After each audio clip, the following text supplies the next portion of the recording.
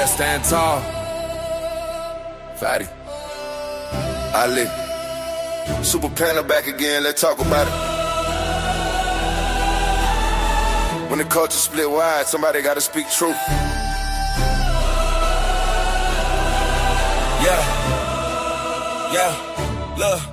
Look. Pro-blacks on the front line holding up the code. Conservative like Mr. Fantastic breaking out the mold.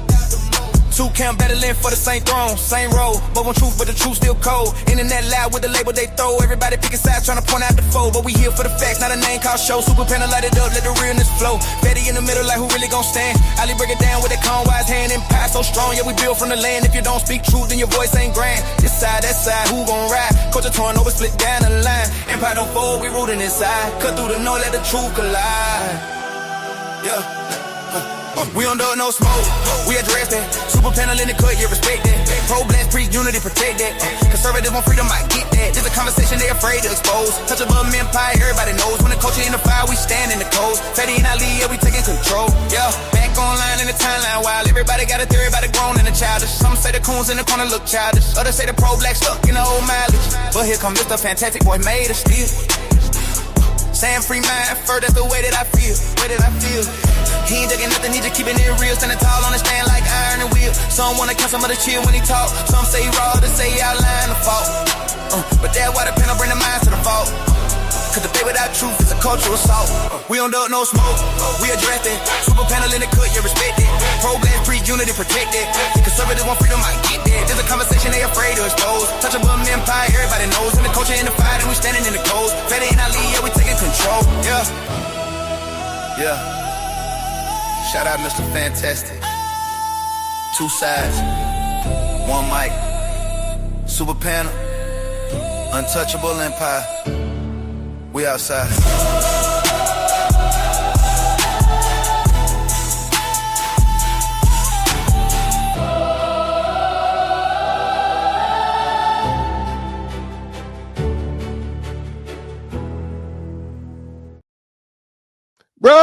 Brother. The content presented on the following show is intended for satirical and educational purposes only.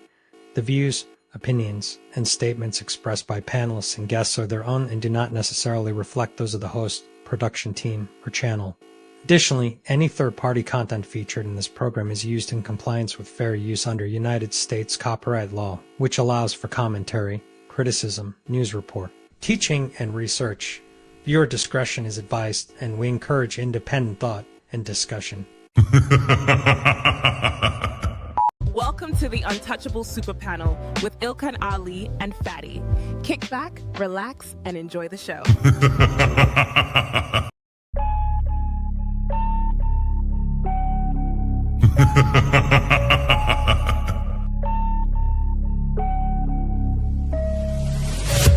What you're seeing right now with the men is a response to your radicalization.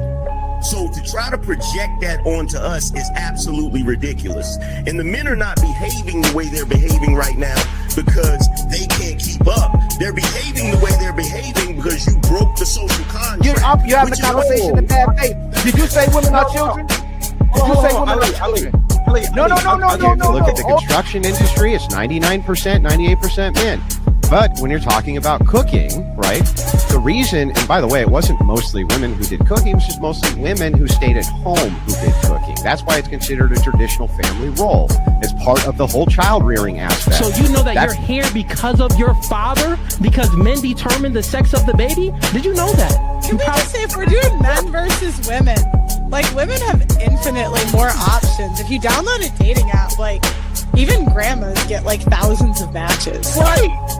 And I understand that, like, sexual attention isn't the same as relationship attention, but out of 1,000, one will take her seriously. You wasn't putting it down mentally. You don't know how to touch her without touching her. You wasn't putting it down sexually, and you wasn't putting it down financially.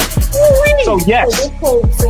But these women literally get to walk out the house looking like it's Halloween every day, but want to look down on you and tell you how you look. Bitch, I look like my 8th grade picture. You don't look like your 8th day old picture. You go on a lot of these women's Instagram pages, it look like 30 different on there. Somebody tell me I'm lying. It's not that she's so awesome and intelligent and everybody missed out and you just so happen to walk up on a flower. Yeah. She's lying to you. Right. But these women saw you. When these women saw you, she already wanted you before you even open your mouth. Like Ali said, you didn't convince her to nothing. There's the male ego.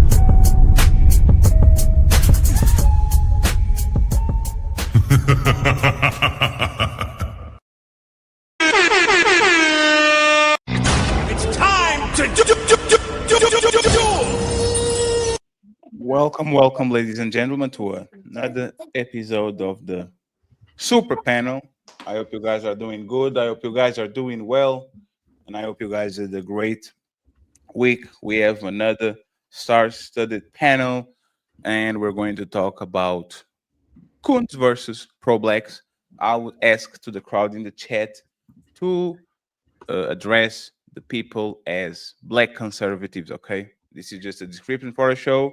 We're not trying to call nobody out of their name. I actually call somebody that because they were provoking me in the chat, Mr. Fantastic, and he said, that's not fair because I don't call you a terror. And I said, you know what? That's very fair.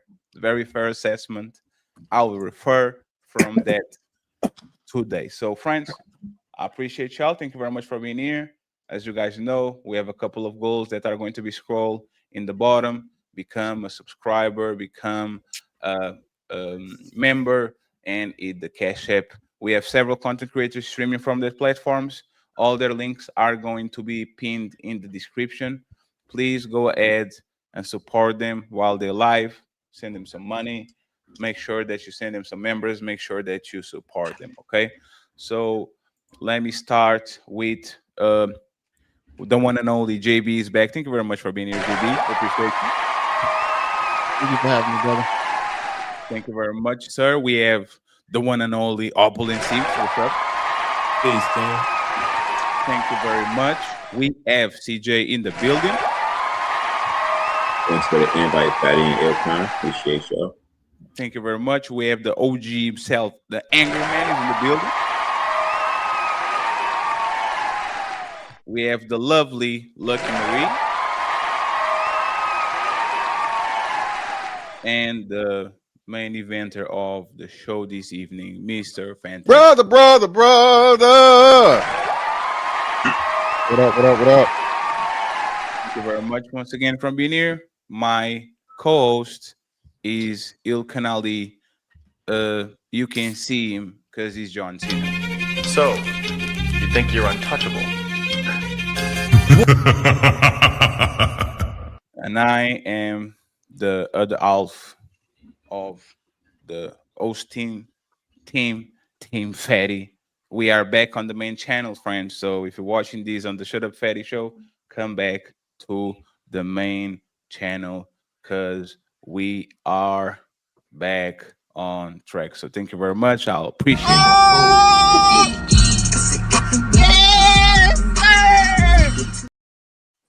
As an icebreaker, first question, and it's going to go to CJ because he was the first one to get in the room.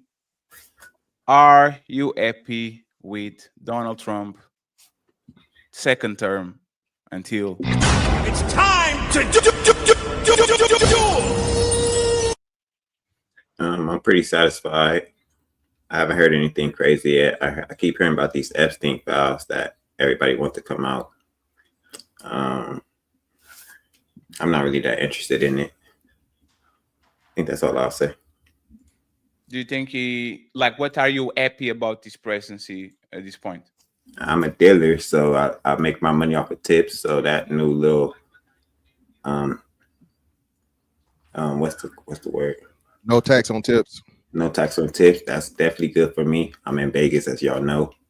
I definitely agree with the birthright citizenship bill that he passed. That's against birthright citizenship. I'll stop it there. Straight up.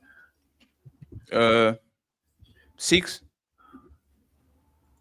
On a personal level, I'm indifferent.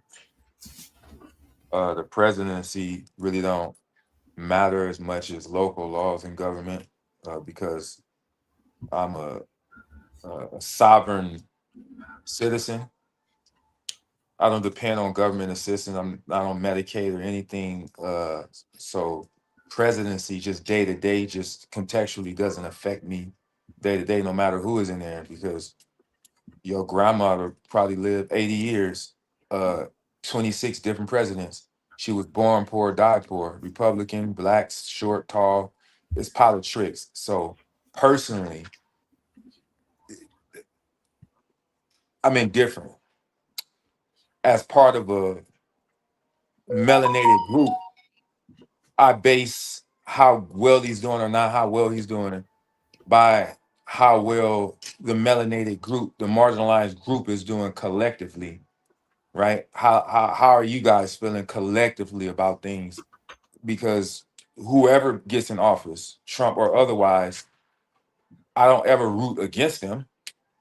Like, because if they fail, we all fail. It will affect, it'll have a pernicious effect on everyone. So I don't root for anyone that's in control of the highest office in the United States of America. I don't root for any of them to fail. Be that as it may, the specific group that I'm a part of, the melanated, the marginalized, how they feel collectively determines how I feel. And I don't have a general consensus yet of how everyone is feeling. But personally, like I said, day to day, the president doesn't affect my day-to-day life. Local laws and government do. So, that's the best answer I could give you. JB? Yeah, I'm gonna piggyback off Opulent and CJ. I agree with both of them. I think the local level does matter tremendously. Trump, I think he did about 217 executive orders. I think the one that probably a lot of people are going to be curious about, which is what CJ was saying, the no tax on tips, and then like I think about 12 or 15,000 that you can deduct for overtime. I think a lot of people, like blue collar and just in general, who can work a lot of overtime, I think that's something that people are curious about. But yeah, local level is definitely going to probably be a whole lot more important. And I think just pre-COVID, just picking up everything after that with all the, the inflation and everything that's kind of happened. I'm not mad at, how he's kind of maneuvered and through all the, the allegations and things that he's kind of faced or whatnot. I'm not mad at it because I mean, we've seen so much throughout every president that has come before him. It's always been something going on. So what he's doing right now, I can't say I'm mad at it. You think he's not a disqualifier? Which part? The files. I mean, I don't think nobody's squeaky clean. I'm gonna just be honest. I think any president, you probably could find some dirt on them if they were in the spotlight. I think people are gonna be people, and at the end of the day, it's still about what bills that we can pass to help more of the citizens or whatnot. Being the commander in chief, I can only imagine what type of job that is. That's something that none of us could even possibly relate to. So I don't, like I said, the allegations that he's facing, I can't say it's true or not. So it's something that we have to get to when that time hits. But for right now, we can just focus on the, the bills that are being passed that can actually help the citizens and the future of the country. That's interesting. Angry Man, are you happy with Donald Trump? I'm absolutely happy with him. Oh, I don't know what the rest of that shit is about. Anybody that lives in America and understands economics and understands politics would never say the president doesn't affect your day-to-day life. That is a ridiculous statement. Absolutely ridiculous. Joe Biden got elected and I lost 20 bands as soon as he started signing executive orders. They absolutely affect your life. If you lost 20 got some bands. skin in the game. You lost 20 bands. You actually got some skin in the game. You said what? You lost 20 bands. I didn't. It affect your life. It didn't affect mine. Who asked you if you lost 20 bands? I asked myself, and I replied to what you said. No, you didn't reply to me because I wasn't talking to you. Well, I answered. How you Well, gonna I made answer you if talk ain't to me. nobody talking to you? I made you talk to me. How you gonna answer if ain't nobody talking to you? I made you talk to me. No, you didn't. You made an asinine statement and I addressed it. That statement ain't asinine because I didn't It lose is to him. asinine because I wasn't talking to you. I don't care. You was talking about something I said and I Well, inserted you myself. should care. You should address people when they talk to you. I'll address who I want. Not That's when how I they're move. not when they're making statements.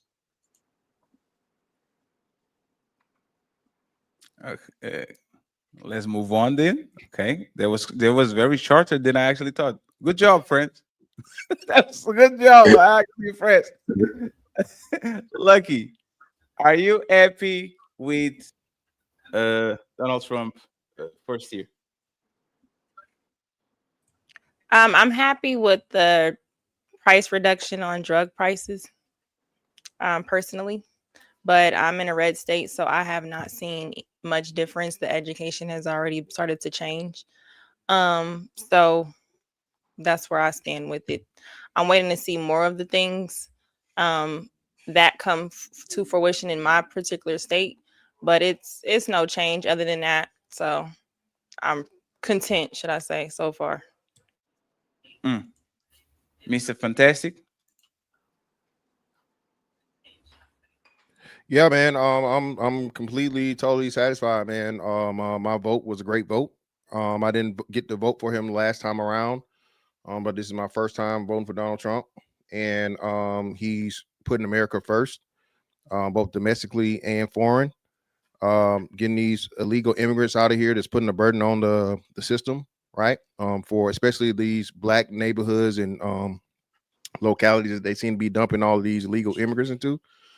I don't know what the Epstein file thing is about when he's never been accused of any type of improprieties with children, right? He's never been implicated or claimed to be. As a matter of fact, the main person said he never did anything, illegal or, but they, the same thing they tried to use redacted evidences against him, but they purposely redacted because that same person said he never did anything. Economically, again, if I'm not working a job to where overtime or tips matter, but that's already been approved. That's not up in the air. That's approved. So no tax on tips. I think it's up to $13,000. And same for overtime. So that's $13,000 extra in your pocket is definitely going to help anybody that's working everyday work in America. What else? Foreign policy. He's cleaned up a lot of things. He's made peace in the Middle East again, right? Finally stopped this whole thing with Israel and Palestine, and they're holding to it for now. And also making headway of this Ukraine thing about to be cleaned up. The same Ukraine that people allegedly smuggled a whole bunch of billions of dollars into before they even got into office. So again, he got my vote. Damn, that's crazy. I thought y'all cared about kids. Like saying Donald Trump wasn't convicted is the same thing as saying O.J. Simpson wasn't a murderer. Right? No, it's not. Well, I was trying to slowly get through the first question, so I definitely have opinions around those allegations and things, but I'm just trying to. Well, I would challenge what is the allegations? There have been no. Go ahead. It's not just the allegations. Etty was fighting tooth and nail to not release them. And he was, I'm going to release the files. And then it was, there's no files. And then the files are on my desk. And then the files are a Democrat Oaks. And then now all of a sudden we are going to release the files and they're probably going to come extremely redacted like they were last time. Y'all like do realize, y'all do realize that Trump has an entire team that he works with. You do realize that he's not actually physically going around getting files and doing shit, right? You do know that not every time he says something the shit gonna play out the way it's supposed to because he has to depend on other people to do their jobs. Like No, it every doesn't. other president. No, it doesn't. You know why it doesn't? Because when he once again releasing the Epstein files, all the Republicans, other than 3 people, voted to not release them. And as soon as he said, I am going to release them for clarity, the 200 and something Republicans literally flipped their vote and voted just like he wanted them to vote. So he actually controls. He just didn't want to do it. And once again, it's very alarming. Then the same person changes the story every 7 days, and y'all still there pretending that the motherfucker is not just, maybe he might not be guilty, but if he was innocent, no, he wouldn't be changing the crazy story, shit saying is- that the Obama crazy hoax and shit changing is, all I these hope- things. I hope the entire show isn't about Trump. No. 'Cause Well, the this level is of- the icebreaker. level- because the hair y'all have up y'all's ass about Trump is ridiculous, bro. I've That's not the never statement. I've never seen a single president under this much scrutiny. Not one in my entire That's lifetime. argument. There's not when argument. When he farts, y'all are like, what did he eat? What did Just he, like was Obama, it, right? Was something he wasn't supposed to eat? Like soon as he takes a shit, y'all are right there to smell it. Just like Obama. My question is, Obama, yeah, I got you back. Obama couldn't wear a tan suit without being a global controversy. No, that was after. No, Don't say one after second, Obama. 1 second, please. Let's talk one at a time. Obama literally bombed countries and did whatever the hell he Yes. wanted to do. Obama didn't cheat on his pregnant wife with a porn star. Obama, like the biggest controversy of Obama lifetime is really? look at these look at these Ask- tan ask suits. Jennifer Aniston Obama is about not that. a felon. Obama Ask Jennifer, is like Jennifer Aniston about that, whether or not Obama cheated. not. Oh my God. I got a question. Oh, now. now. Hold on, angry man. I got Now we gotta fall back on the speculation. No. It's not speculation. It was literally about Trump. Sir, he was found guilty. Every rumor. Can I ask the It's not question? a rumor. He was found guilty. So And is right, this? So he wait. was found guilty. Hey, CJ, just 1 second, and I got you right because I He didn't make found my guilty of original what? statement. I just want to say this, right? He was found guilty of what? He was found guilty on the he had to like the situation with the corn star about lying on that situation. Yes, and bribing her. Wait a minute. He was found guilty. You talking about the Stormy Daniels situation? Yes. You talking about the 34 counts? Yes. What was the underlying crime, Fatty? He was found guilty. What Go was ahead. the underlying crime? I that he will was I found will guilty of? I will chat GPT it right now so I don't give you false information. All right. So my question is the Epstein files the only evidence that they're gonna have against Trump? Is there no other evidence out there? So if his name is on these Epstein files, is he gonna be guilty of something, or are they gonna need more evidence to even convict him of anything? That's just it. His name's not in the Epstein files. Talking about the redacted files. Yeah, no, even still that. So then the redacted files were just emails that weren't even anything concerning Trump. Trump was not directly in correspondence with any of these people. It was just fucking Epstein referring to Trump. And then later on, we come to find out that he was colluding with actual Congress people to help build a case against Trump in fucking real time. So again, bro, this shit is gonna be. Are we it's not- saying? This is the thing, though, right? I'm not saying like I'm against the whole thing because it do seem like this conversation is just about the Trump thing, but let's talk about it. One thing I just want to make clear, just for me, I have my opinions about it, but I don't trust nobody in the government that can say nothing exists. Then there are victims, there are people speaking out, and then all of a sudden there's something to release. What happened to them not existing? And you're his closest friend, you're all of this, you posting statues, and we're talking about one of the biggest pedophile rings in the world. You're his close friend who has different politicians allegedly involved in it. And we think that they're going to not go with the person that is the president to protect my name and my position for the most part. We can think certain things on the other aspect, but how can we scrutinize Black pedophiles or Diddy and things like this? Say, oh, you mean to tell me all them people hanging out with them didn't know what's going on?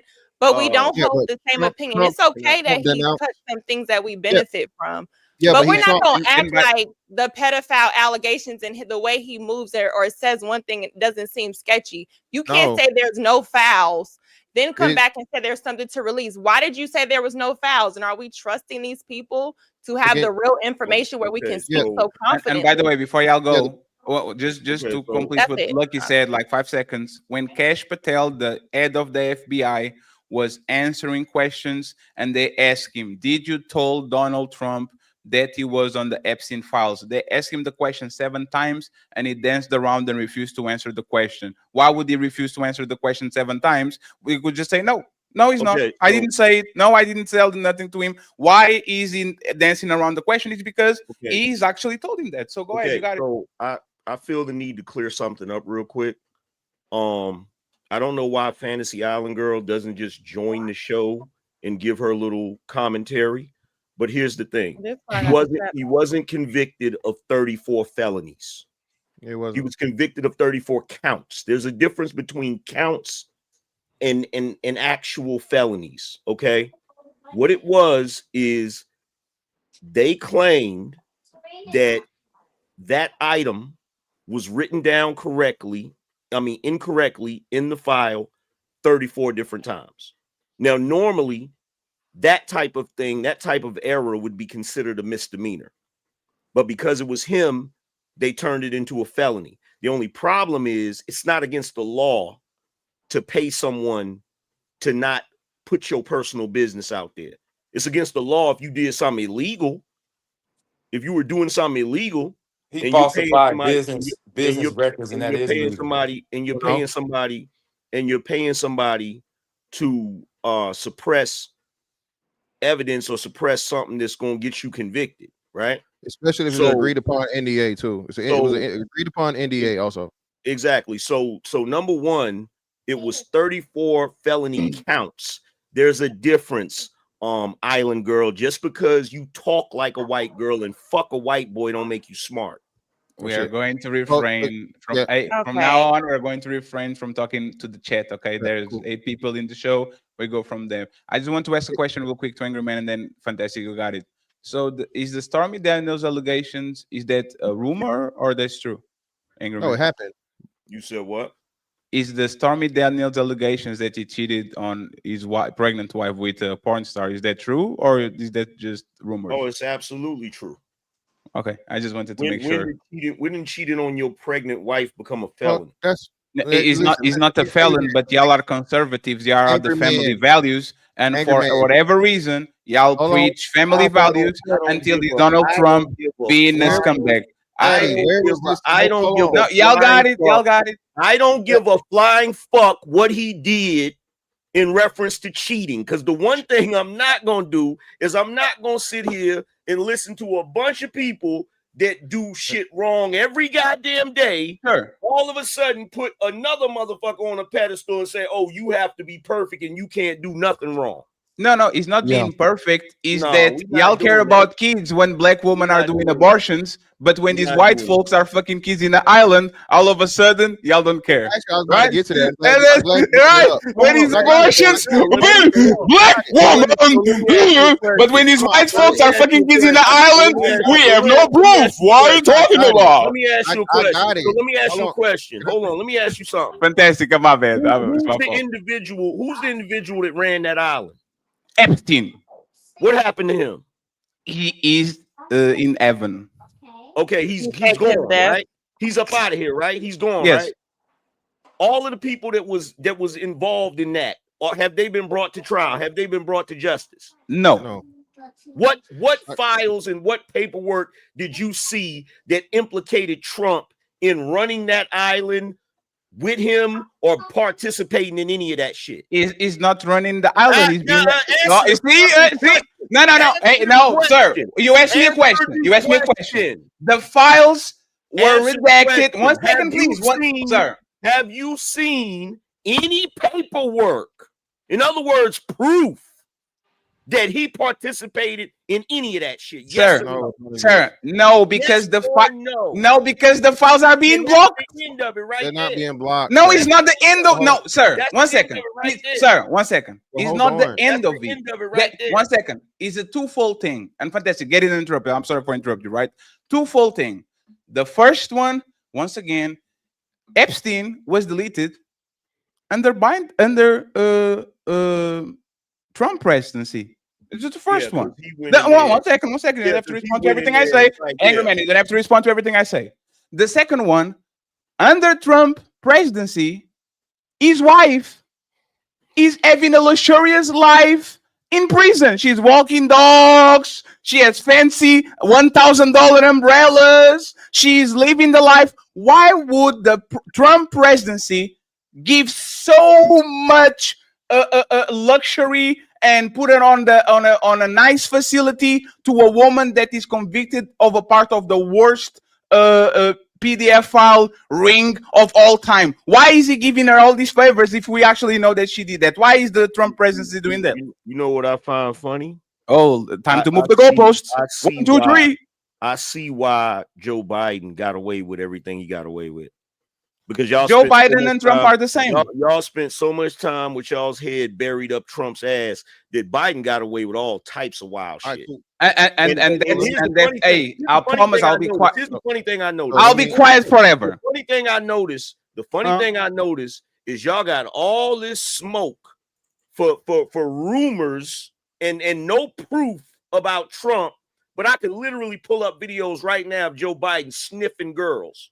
Okay, that's perfect. That's creepy. Hey, fantastic. No, that's creepy. That's very creepy. But you know what? Y'all call that man sleep. Angry man. That he showered with her.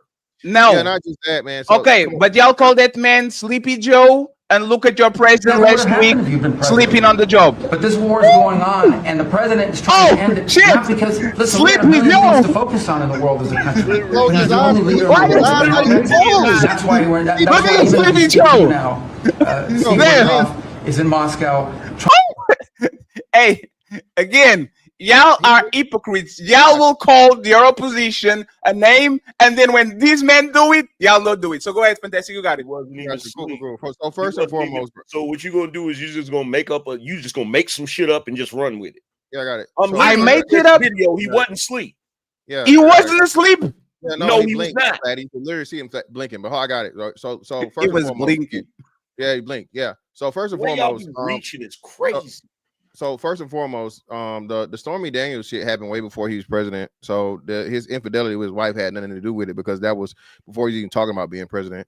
Secondly, it's crazy how again we got all this focus on Trump, but Bill Clinton has been documented, and Bill Clinton is definitely in the Epstein files.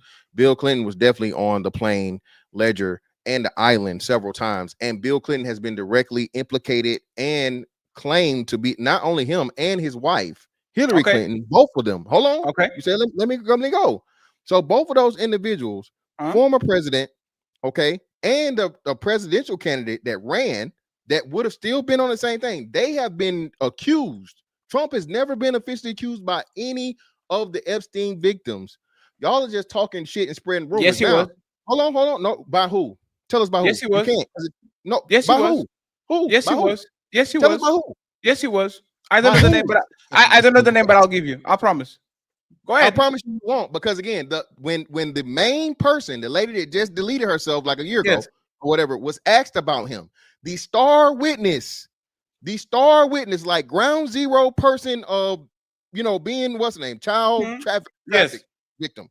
She said Donald Trump didn't do anything. I never seen Donald Trump, whatever. I had actual conversations and things with him and so on and so forth, but he never tried anything. He never did anything. He is innocent. Okay. Now, if you can find a person that says otherwise, I need you to fucking bring it up, because I haven't heard that testimony. I haven't seen it written nowhere, but that's neither here nor there, right? So if we want to talk about infidelity, again, that same president, Bill Clinton, was getting motherfucking head in the goddamn Oval Office. Not only getting head, he skidded on a dress. Sure. Hit it with the money bag, yo. Hit her with it. You know what I'm saying? He could control everything, bro. So what do we? So this is what we talk about when. Okay, Clinton was president. Clinton cheated while he was in office. Clinton lied about cheating, right? Clinton had 2 terms back to back. Clinton is definitely, for sure, guaranteed on the Epstein files. Okay. Clinton has been implicated and accused by several, not just one, several girls that are in the Epstein files. Yet still, y'all gonna make this shit up about Trump, and there's no evidence to support it. So your claim is just what about them? Yes, Hillary Clinton and especially Bill Clinton. Yes, Bill Clinton should be in jail too with Trump. What's the problem with that? Well, again, you can't say with Trump because again, you're gonna have to show me the person or the evidence that accused him of doing the shit that fucking Clinton and both of the Clintons were done. Not to mention, like I said, we want to talk about it's not just creepy. Again, as Angry Man alluded to, his own daughter. His daughter wrote a book talking about how inappropriate things, happen. So I guess we're gonna call his daughter a liar. No, sure, but that's what we're saying, right? If like two things can be true at the same time, go ahead and arrest Bill Clinton. If Donald Trump as this political weapon against one of the biggest Democratic Party leaders of all time, why would he fight it to release it? Why doesn't he put him under the jail and point out and says, look at the people on the other file, they are PDF files? Why are he fighting against that if he has this web? Why the Republicans fighting against these if this man is guilty of it? Put Bill Clinton under the jail, release the files, and everybody goes to jail. Why not do that? So just so we can get past this, if there is any proof that any of them was on Epstein Island engaging in whatever activities, lock them the hell up. Yep. But my thing is, if you don't got proof, I done said this numerous times, bro. That is one hell of a jacket to put on somebody if you don't got proof. If you don't got proof to just be throwing that out there saying, yeah, he obviously did this and obviously did that, bro. It's certain stuff. I'm not gonna sit here and say, oh, they definitely did that unless there's something proving it, unless there's some solid evidence to showing that. And the last thing, and furthermore, just real quick, Patty, most important thing, if that was the case, if he was guilty, if he was definitely in there and he knew he was in there, he has officially signed the bill ordering the release of the files. Yes, I don't know how many. So let me ask you something fantastic. That bill is about to come out. If this bill come extremely redacted, would you change your opinion? What you mean? Extremely redacted. Bill, like he fought against the release of the files for months, and all of a sudden he said, "You know what? We're going to release them." If he released the files and the files were extremely redacted, would you say, "Hey, you know what, Lucky? Now something is fishy"? Yeah, because this man. Like, would you change your mind on that?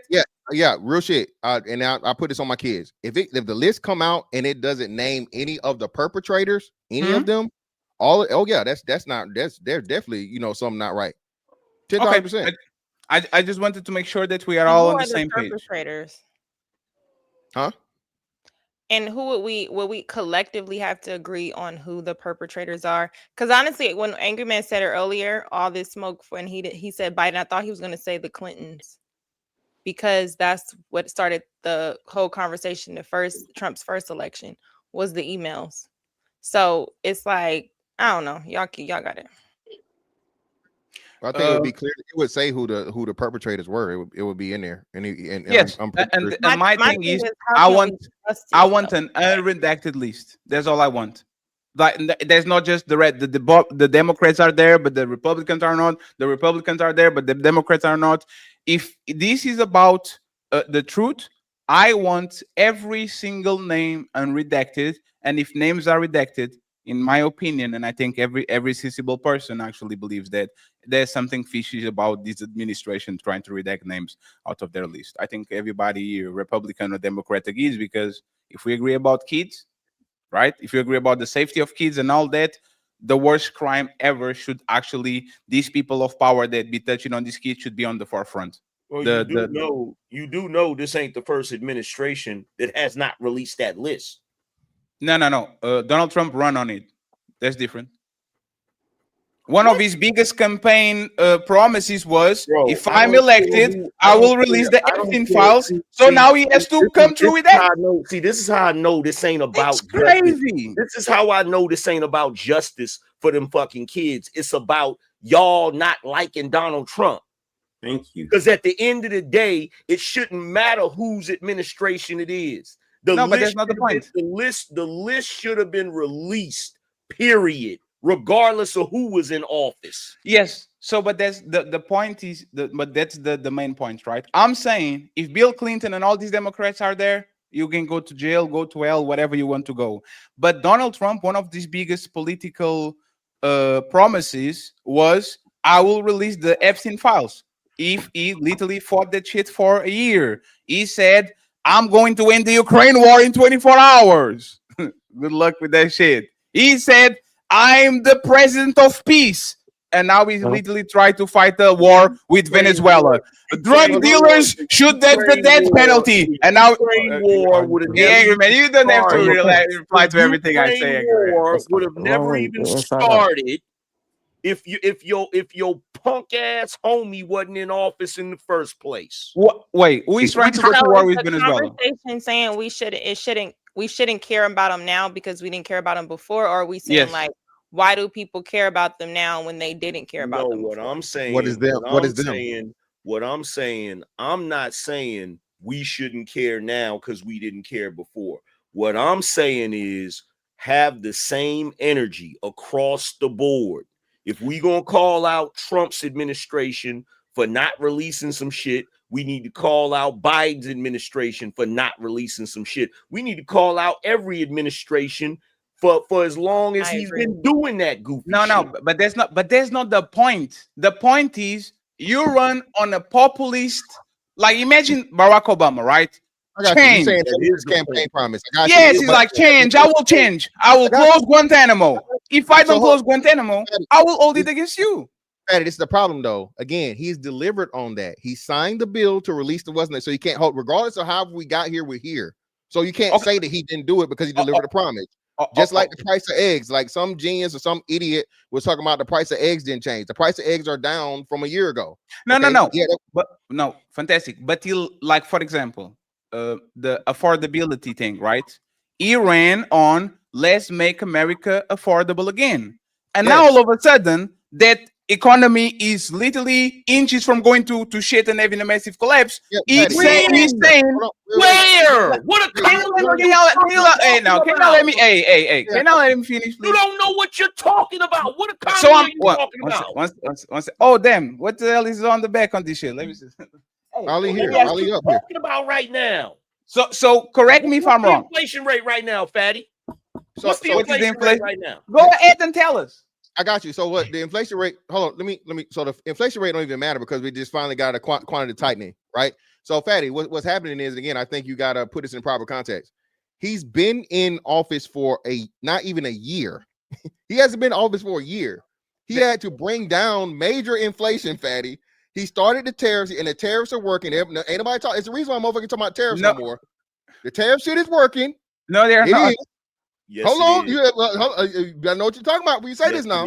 It's fucking working to the point of where Trump has got an idea where he's of course, again, and to your point, Fatty, we all know politicians have to sell. They're the greatest salesmen in the world.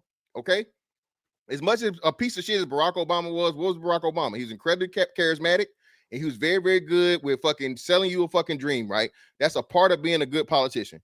Trump is a businessman. Trump's been doing this shit, selling dreams and all this other shit for his whole entire life. Okay, he did the same thing to the American people. Thing is, he's delivered on major ones. Okay, no. Go ahead. Again, this is what I'm saying because y'all let me finish. Right, these men run on affordability, make America affordable again. And now, on the last 2 months, that people are grilling him because a lot of things are not affordable. Oh, really? Remind me. Let me what country. Angry man, you're too reactive. You are too reactive. Angry man, remind me again. What let me finish. I don't like listening to people. You can correct me. Lies. I do not like listening to people tell. Okay, no, 1 second. Lies. Okay, so let me ask you something. Right now, as we speak. Right now, as we speak. Let me ask you something, please. See what I mean? Because you interrupted and you don't see what I mean. Let me ask you something. Did Donald Trump said, I'm going, let's make America affordable again. And now that people are asking for that, he's saying, I didn't say I wanted to make America affordable. This is a Democrat's hoax. I never mentioned affordability. Is he lying on that, angry man? Here's the thing. Answer I my don't question, give a please. Fuck about Fatty. You're not gonna coerce me. You have to answer my question before you start Fatty, talking. you are not. You interrupted me to ask the same question again with the same bullshit. Hey, you are delusional on your head. You interrupted me. You are full of shit. You literally interrupted me, and then you said you interrupted me. No, answer my question, and then you can go on your monologue. Easy line about saying he never promised affordability. This is a Democrat vote. Is he lying or is he telling the truth? What I'm gonna do is I'm gonna finish my fucking statement. Is what I'm gonna do. Okay. That's what I'm gonna do. After you answer the question. You don't know. No, you don't get to determine how I speak, bro. Okay. You're wilding right now. Answer the question. You're wilding right now because you Answer don't the want me- question. you don't want me to say the other shit. You don't want me to correct. No, you can do it after you answer the don't want question. me- you don't want me to correct the lies you just said a second You ago. can do it after you No, answer I'm the gonna question. do it now. Did Donald Trump No, run I'm on gonna Make do It America now. Affordable Again? No, I'm going to do it now. Yo, Fatty, just No, it's fine. It's fine. You know what? Let's see if he answers the question. he's not. No, gonna no, no. answer the Everybody question. quiet, please. Let's He's see if not. he answers the question or if he's going to dance around it and move the goalpost. Go ahead. No, what I'm gonna do is I'm gonna continue saying what I was saying in the first place. No, no. You're going to answer the question first.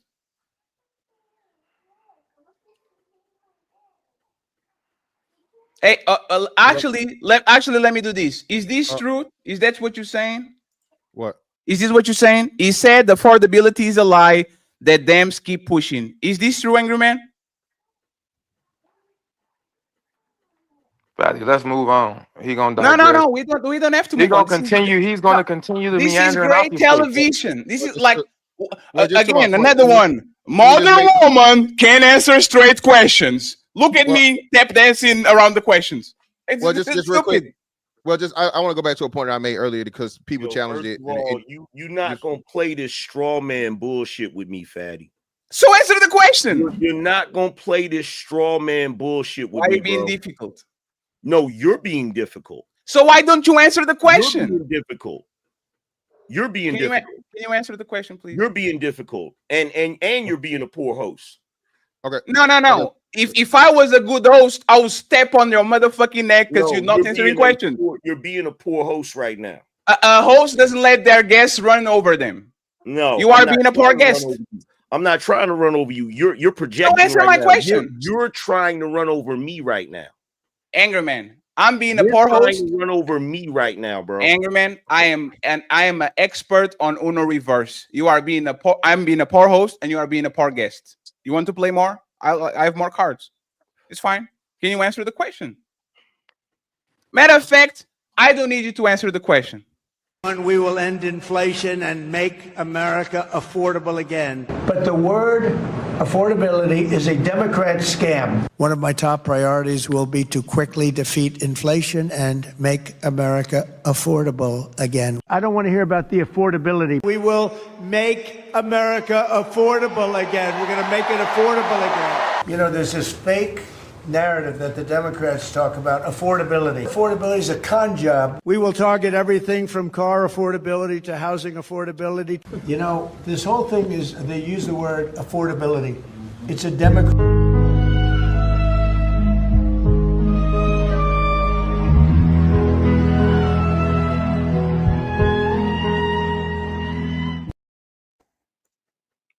Yeah, but you got to show more. And now I will be quiet. And now I will be quiet. Let me be quiet. Let me make my. So again, you want to get hung up on him saying affordability, but you want to completely ignore the fact that inflation is down. Because you're full of shit. Inflation been down since Biden. You're full of shit. Inflation been down since Biden. You are full of shit. No, it wasn't. No, it wasn't. Inflation been down since COVID. Inflation right now is the lowest it's been in 4 fucking years. Inflation been down since COVID. That's the point. Yes. What you're talking about right now, Fatty. Yeah, no. So actually, Angry Man is up 0.1% right now. It's up 1.1%. So not 1%, but 0.1%. So it's not down. It's what the argument they use is technically up by 0.1%. Secondly, my point of what I said of the tariffs are working. $195 billion have been made in the fiscal year alone from tariffs. Who pays them?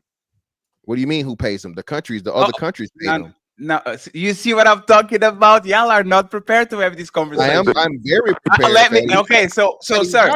All I'm gonna say, Fatty, is no, don't. No, I know. You didn't do that to me. I know it doesn't fair. Fantastic. I apologize. I'm not even talking about the fairness shit. I'm just saying because hey, me and you, we brothers. So we. No. I got you. But I'm just saying this, fam. Like, I know what the fuck I'm talking about. Okay, so no, that's fair. I apologize. I take that back. No, put it there. I take that brother. No, Americans ain't paying shit. No, you are right. No, you're right. Japan. Right. So okay, so this is what I'm talking about, right? And this happens a lot of time when somebody posts these on Instagram and Twitter. Record level of tariffs being paid, 97 billion. The tariffs are being paid by the American consumer. That's what they are being paid by the American consumer. Yes. Yes, they are. Inflation. So just like you showed, just real quick, Angry Man. So just like you showed us the clip of Trump saying affordability, show me the clips that where Americans are paying it and not the fucking countries that have to pay the fucking tariff. Show it. No. So the cost, for example, if you actually export something from Asia, you are going to understand that the prices are higher because what happens is those countries' commerce don't want to lose on their margins. So if the tariff is 20%, they up the price, and the American consumer is paying that difference because we are still going to import shit from China. Yes. No, inflation is only up 0.1%. No, Fatty. How is it no? You're either purposely doing this or you don't understand. Tariffs mean that in order for your shit to get over here, you pay us a upfront fee. You pay us an upfront tax to get your shit here. So we spend that. Order. So we spend that. The country. And are the prices the same, or are these? I just told you. Hold on. I just told you. Wait. I just told you inflation only changed 0.1%. Thank you. I just told you inflation only changed 1.1%. Gas prices and everything still the same. Food is down. So yes, the prices are still the fucking same. No. So that's what inflation is. Let me just reply 1 second, and then you got it right. You know what? Most prices are not changing because Trump threatened tariffs, and then he actually doesn't do them. What Trump does, let me finish. What Trump does is, in 1 month, I will tariff Mexico, Canada, and China, and the markets go down. And then on Monday, he says, you know what? I'm going to delay it 1 month, 2 months, 3 months. What happened on the tariff that actually Trump passed through? All those commercial goods, actually the value of the price went up, and now the Americans are paying the difference for the difference. It actually trickles down to Americans paying the tariffs. No, that trickle down shit is bullshit. You just shot yourself in the foot. You just shot yourself in the foot. No, I didn't, but prove it. Well, I can tell you how. Let me tell you how. So either way it goes, even if he's bluffing and he says, hey, I'm gonna tariff your ass to motherfucking 50% or whatever, so on and so forth, and the country that is doing the import drops the price down or takes the tariffs away for us, who reached the benefit of that reduction in the fucking shit that they're importing? The Americans. It don't work that way, bro. So it's not working the way you're claiming that it's working. So can I have a chance? Sure, go ahead. I love y'all, right? No, you don't, because you're late. The citizens still your mic went out. Your mic went out. Your audio is low. Yeah, you're not on your headphone. You sure? You on there now? You good now? But before you wasn't. So yeah, you good now. The people take on the cost of the inflation, y'all. The tariffs actually cause more inflation. So the reason why 3% sounds good because the number is so low, but y'all got to remember in 2021-22, the prices, the inflation went to 8-9%, but then in 2023-24 it went down, and then in 2025 it added 3% back again. So it's like comparing let's say your groceries $100. After the spike, it went to $109. In 2003, it adds 5%. It's $114. 2004, it'll go to $118, and 2005 it'll probably go to $122. So just because they're paying tariffs, that doesn't mean that we're paying off with the inflation. So what Fatty's saying is right. Generally, we are paying off the higher price. The tariffs through the higher prices, the government collects the revenue. It doesn't pay off the inflation for us. So we still have to pay off the inflation. It goes to the importers have their prices go up, and then they put the cost on to us. Yeah, but your numbers are wrong. Your numbers are wrong. Does not. Which numbers? All the numbers you just said. So, like I said, I just told you. I don't know if you heard me when you got in here. Okay. There was a 0.1% change in inflation, Ali. It's only went up 0.1%. It went from 2.9 to 3. So again, it bottomed out at 2.9. You hear what I told you? So hear what I said first. It went up to 9% in 2002. No, it wasn't 9. It was 7. It was 7. No, it was between 8 and 9. I know just looked at it. I just looked at it. You can say 7, and then it went down. No, it slowed right to about 3, between 3 and 6, right? And then it added 3% back to it. No.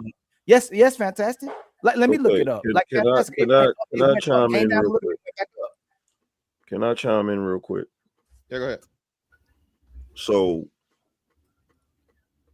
if inflation went back up, that was recent because it was down before, which is the entire point that I was trying to make. Tariffs does not cause inflation. That's not what's causing inflation. I did an entire show on this. And then on top of that, when you're talking about what Fatty's talking about is the American people eating the cost because of those companies trying to offset what they have to pay up front by raising the prices of their products and whatever they're sending over here. But the problem that people don't understand, because they're saying, oh, well, those companies are gonna raise their prices. Only 3% of the products that they send over here, only 3% of the products that they send over here are necessities. The other products are things that you don't have to freaking have. And the entire point of the tariffs, it's not going to be a short-term gain. It's a long-term gain. No, but you're still wrong. But you're still wrong, Angry Man. That's the point that he's telling you. The government collects tariff like that, like they the plug, like they get money for it, but we still take on the. They get money from both sides. So they get money from both sides. That's literally what it is. For example, farmers and construction workers, construction companies that need wood and lumber from Canada, like they are literally complaining because if y'all put tariffs on Canada, now all of a sudden the construction prices are going to go up and these companies are going to go bankrupt. We know that, once again, capitalism is for making profit. As soon as these people know that you are going to increase their overall cost, they are going to pass that shit to the final consumer. This is motherfucking economics 101. Why are we debating this? No, because it's not economics. Not economics 101. You don't know what you're talking about. Yeah, everything you're saying is wrong. You're putting a political spin into something that's numbers. So we're gonna say it to you again, okay?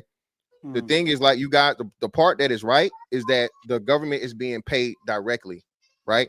So there's a separation of the government being paid and then the consumer buying from the consumer. That person is not raising their price of the goods or whatever they are, the product that they're sending here. That price is staying the same. I've already proven that to you because inflation is the same. Okay. And we know that a lot of other essential things are either the same or down, right? Food prices are down.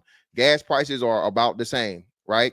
And we know we had a huge spike because within the presidency, that's the part that nobody's even talking about. There was a huge spike back up to like 6%. All right. But he's gotten it back down in a year's time. And you guys aren't giving any consideration. This is Trump's first, not even whole year. It'll be a year in fucking January. Okay. So he had to come back and rectify a fucking shitstorm economically. Okay. Start the tariffs, get the tariffs working and going, bring down food prices, eggs specifically, which he has done, right? Maintain gas prices, all these different things. And now y'all have not showed not one thing where this price has astronomically jumped in a year's time. Y'all just making accusations. Fantastic. No, it's fine. No, it's fine. You know, fantastic. And by the way, I want the bottom row to participate a little bit. I'm just going to say this, fantastic. If the economy was doing better under Trump, he wouldn't hide the GDP numbers and the job numbers every 3 semesters, every 3 months. If Donald Trump numbers were so good for the economy, or at least were stable to the point where you say at least he maintains something or there's a minimal improvement, this motherfucker and his administration will be hiding GDP numbers and job numbers every time they can. How are you hiding shit that is literally going to make you more popular around the American people? Why are you doing that? Can I say this real quick? Let me say this real quick, Angry Man, because they point is moot. If the tariffs was having an effect they said it was having, the inflation would skyrocket. It wouldn't just jump up 1.1%. Inflation would skyrocket if the tariffs was having the effect y'all are saying they were having. Shit would be more expensive across the board, but they're not. If inflation is just up 0.1%, I don't know why y'all can't see that. What's your point exactly? That is the point, that y'all are wrong. So you just repeated what Fantastic said. The point is y'all are wrong. No. Your point is I'm going to repeat what Y'all are wrong, man. Y'all just saying shit. Oh no, your point now is better. I'm going to repeat what Fantastic said, and y'all wrong. Now is way different. Don't be a hater, right? Fatty. No, it's good. You wrong and you win, Millen. This is what you do. No. I love it. The stats show that you're wrong. If the inflation up, only there's shows that you're wrong. I want to compare the GDP and the job numbers, but I can't because they're not being released for whatever reason. Lucky and Diggy, y'all want to say anything? You're going off of everything you can't see instead of the stuff you can see. Yes, you got evidence. Because we have another stop and then we go to the main event. Go ahead, Lucky, JB, and Angryman. Okay, Angryman. Go ahead, Angryman. She's going. No, she's talking with somebody on the side. Yeah, I don't really have too much of a dog in this fight when it comes down to, like, the tariffs and things like that.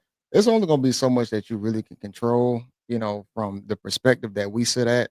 Like I said, what Mr. Fantastic said, he's in his first year. So it's only so much scrutiny that you can really give him until you get to maybe like year 3 or 4 or whatnot. But just sitting right now, we definitely got to sit back, wait and see how things transition. That's what I think.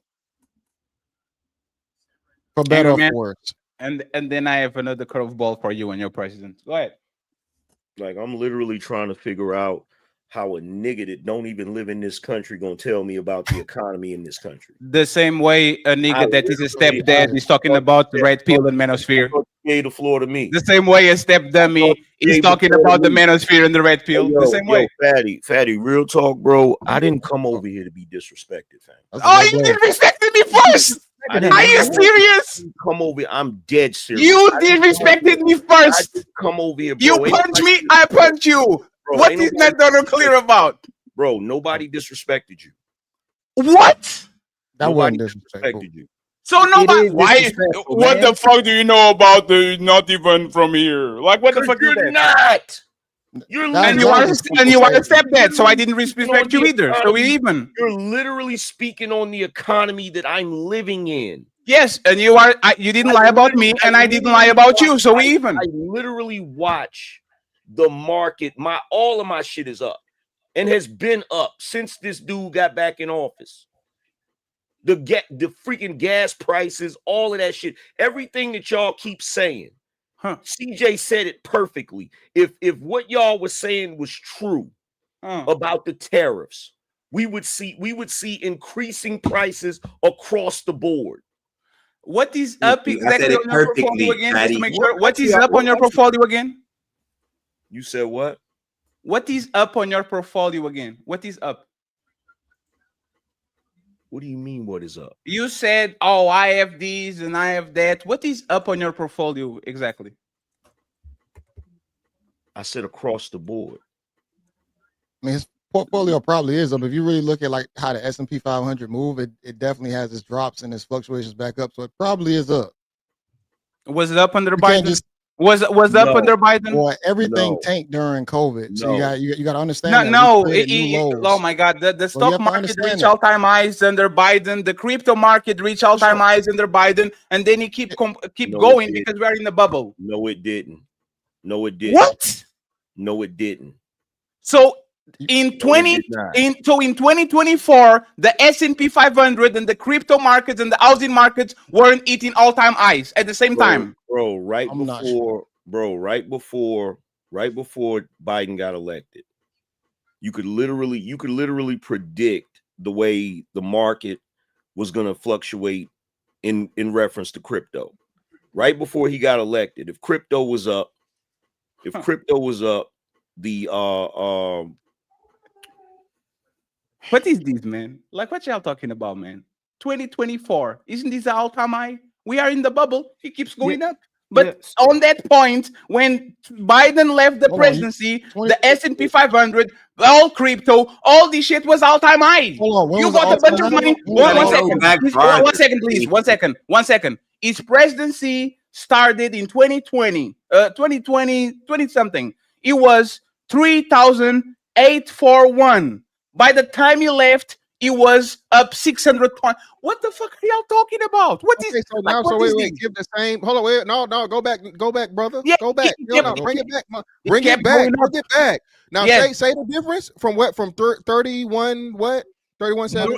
This was during the pandemic. It 36? went Okay. from he actually went further because I think the market doubled. It went from 2000 and something to then when he left the presidency to 4,000 and actually 5,000. Still in 2024. One second. When did Trump got elected? When did he got elected? January. I mean November. It's November. dude. What's that? Yeah. January. So you got so no, but you got no. So hold on, you got to give credit to Trump because people with the economy went up exponentially because Trump was elected. Trump won the election. So starting November 2024. No. We're talking about it's this year. Yeah, the market went up. The market did a crash year, and then it's still up. It's still up. It's on all-time highs right now. Yeah, so that's what I'm saying. So that's what I'm saying. So No, you're saying but- so you're still so that's the point we're saying. So No, it's but that all- was not his claim.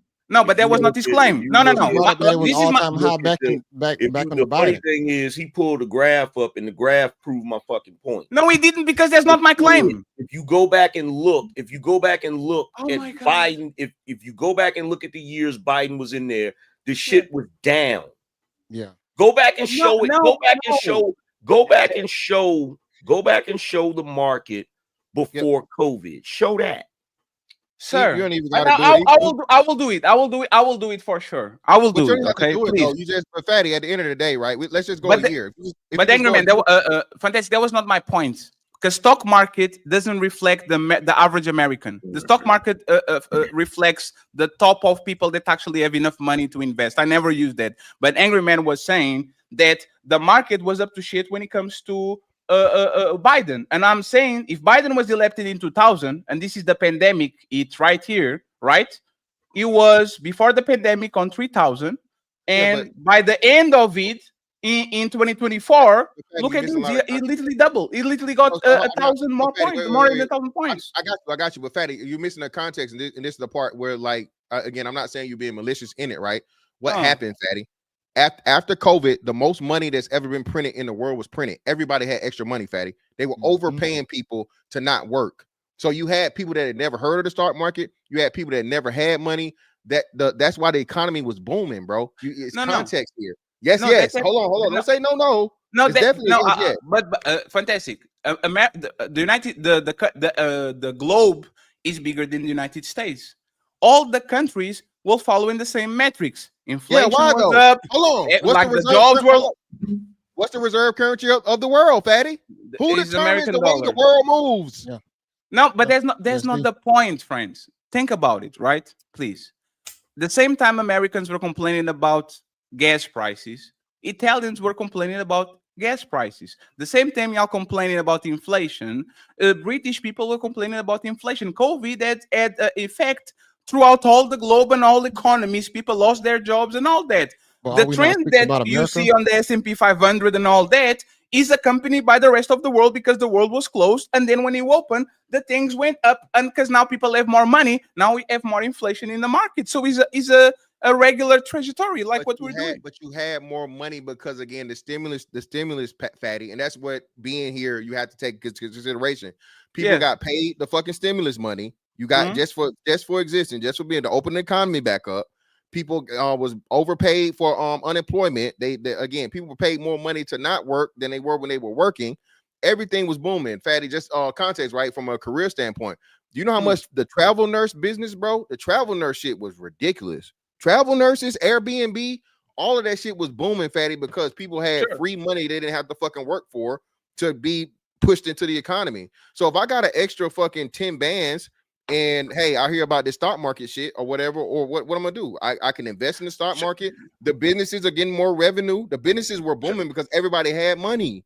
That's Sure, why but you yeah, gotta sure, but keep you the are context. but you are wrong, because what is causing this bubble and this surge out of nowhere when everybody's struggling in the job market, this shit and all that, is the AI companies. It has nothing to do with the regular consumer. Is literally these people are printing money and getting investments out of their motherfucking ass. Like we are on a AI bubble. All these companies literally doubled in size in 4 or 5 years. We know this is not sustainable I'm because every literally, job report, everything that comes out, I it can't doesn't argue with match that. with actually the I'm results of what we're literally, doing here. Is all speculation. I'm literally looking at my portfolio right now, and for Biden's years, I was taking tremendous losses. Maybe you are a shitty investor. It wasn't until see, this is what I'm talking about right here. Is this what you invited me over here for, bro? No. Talk with Like Ali. Talk real with me. talk. Is this what you invited me over here for? Maybe you are a shitty investor. The S&P 500 did great. Is this what you invited me over here for, bro? You know what? I'll be quiet. I'm going to get a sandwich. Let me go get an hamburger.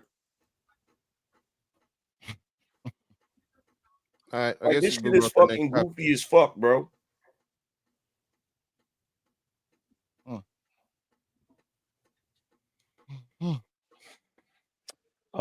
So CJ, we go back to those prices you talking about. The prices did go up. So in for housing, the rent went up 4.3%. The groceries went up 2.5%. In the energy, the gas went up, the electricity went up 2.8%, the gas went up 4.9%. Like the prices are rising. So that's the thing too, with the inflation and with the cost, even though money is being printed more, the housing is up, the auto industry is up, groceries is up, the cost of living went up with the inflation as well too. Fantastic and CJ. So even though that y'all are saying that people are printing way more money than ever, the prices are still going up. The cost of living is still high for people. So a lot of times what I think happens is people like us, because I think you good, Angry Man is good, JB Reacts look like he good. We forget about what the average citizen or regular people are going through and what they struggling with, and they struggling with the cost of living. People ain't out here living good like that, but the people who got it are living good. So can we be honest about that? The regular American citizen is still struggling. We may not be struggling, and we're in a good position, but the average American citizen is still struggling. Well, no, I can agree with that to a degree, but I want to know is if it's because it says everything overall is like 3%, right? Everything I'm looking at it right now, all Yes, items. but I'm asking you, look at the surge in 2022. It went up like y'all said 7. That's fine. It went down a little bit, but then it went back. The inflation went up 3 again. So let me. Yeah, it went up just this year, Ali. I'm not disagreeing with y'all, but it's still, I'm just talking about the facts. I ain't trying to say if Trump bad, Biden bad, who bad. I'm just talking about how it's affecting the actual citizen. People can't afford to live. People can't afford counterbalance. Hold on. So this is the counterbalance. But this is my main point. I'm gonna give it back to y'all. This is my main point. Every time we talk about whether a president does good or not, we talk about the economy, which is actually affecting the people who own the corporations, right? The bigger people, right? The big head honchos. The regular people still be suffering. We don't address the fact that the cost of living is so high, the housing, the auto industry, the fact that you can take care of your child, daycare, all the stuff that people need to survive. We don't address that. We always say, oh, we doing good because the economy doing good, but it negatively impacts the average person because we have to go and attain a certain amount of debt for the economy to do good. People have to go in debt for the economy to do good. Well, I wouldn't say that. I think it's still situational because some people have kids who have to pay daycare. Some people don't have kids. Some people might have a mortgage. Some people might have a rent. Some people's house might be paid off. All debt, fam. In order for the economy to do good, we have to incur debt. And that's why they get this good credit so we can get more debt. You get that positive debt. So they want people to be in debt for the economy to be good. I mean, that's just the way how the system works. So let me clarify something since people want to make accusations. Number one, it's very difficult for me to be a shitty investor because I'm a long-term investor. I don't invest in individual stocks and I don't fucking day trade. I invest in ETFs and mutual funds. That on average, when you invest long term, bare minimum, you're going to get a 10% gain. Bare minimum. Okay. Okay.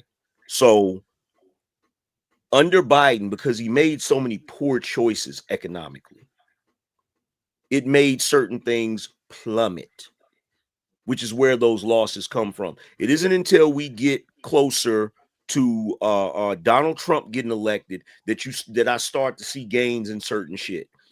Everybody that's watching, BND, BNDX, JEPI, QQQ. Look the shit up and tell me if I'm a poor investor. Yes. So let me explain why you are a poor investor, right? The Bitcoin. Hey, Ali, I appreciate You, you. I'm replying to you. You can't. Okay, Okay, see you can't bring up Bitcoin because that's decentralized. No, I'm talking can't about bring up the main instruments of investment. Bitcoin before Biden was elected until Biden left tripled price. It went from 15,000 to 50, 60 something thousand. Why The you same using thing with the stock market. The stock market doubled under Biden. And remember, Biden had the pandemic for 2 years in the middle of that shit. This is what we're talking about. You are a shit investor because if we tell that the three mains of investor is real estate, crypto market, and stock market, S&P 500 and Bitcoin will give you 5-time returns of what they gave you. That's what I'm saying. It's too No, no. volatile and it's decentralized. I wouldn't even use That's crypto, irrelevant. Bitcoin, any of that. No, that's irrelevant. If you put your money on the S&P 500 and sit with the hands below your like your ass, you would literally look at it and you would see that the stock market S&P 500 actually went not three times, but like literally at the surge. That's what we're talking about. Like, why are we debating this? Is the S&P 500 the most popular ETF in the world? Right, and JB, this is the main thing we saying. That's right? crazy. Where we're missing each other. The people who got real estate, stocks, and bonds, and things that appreciate.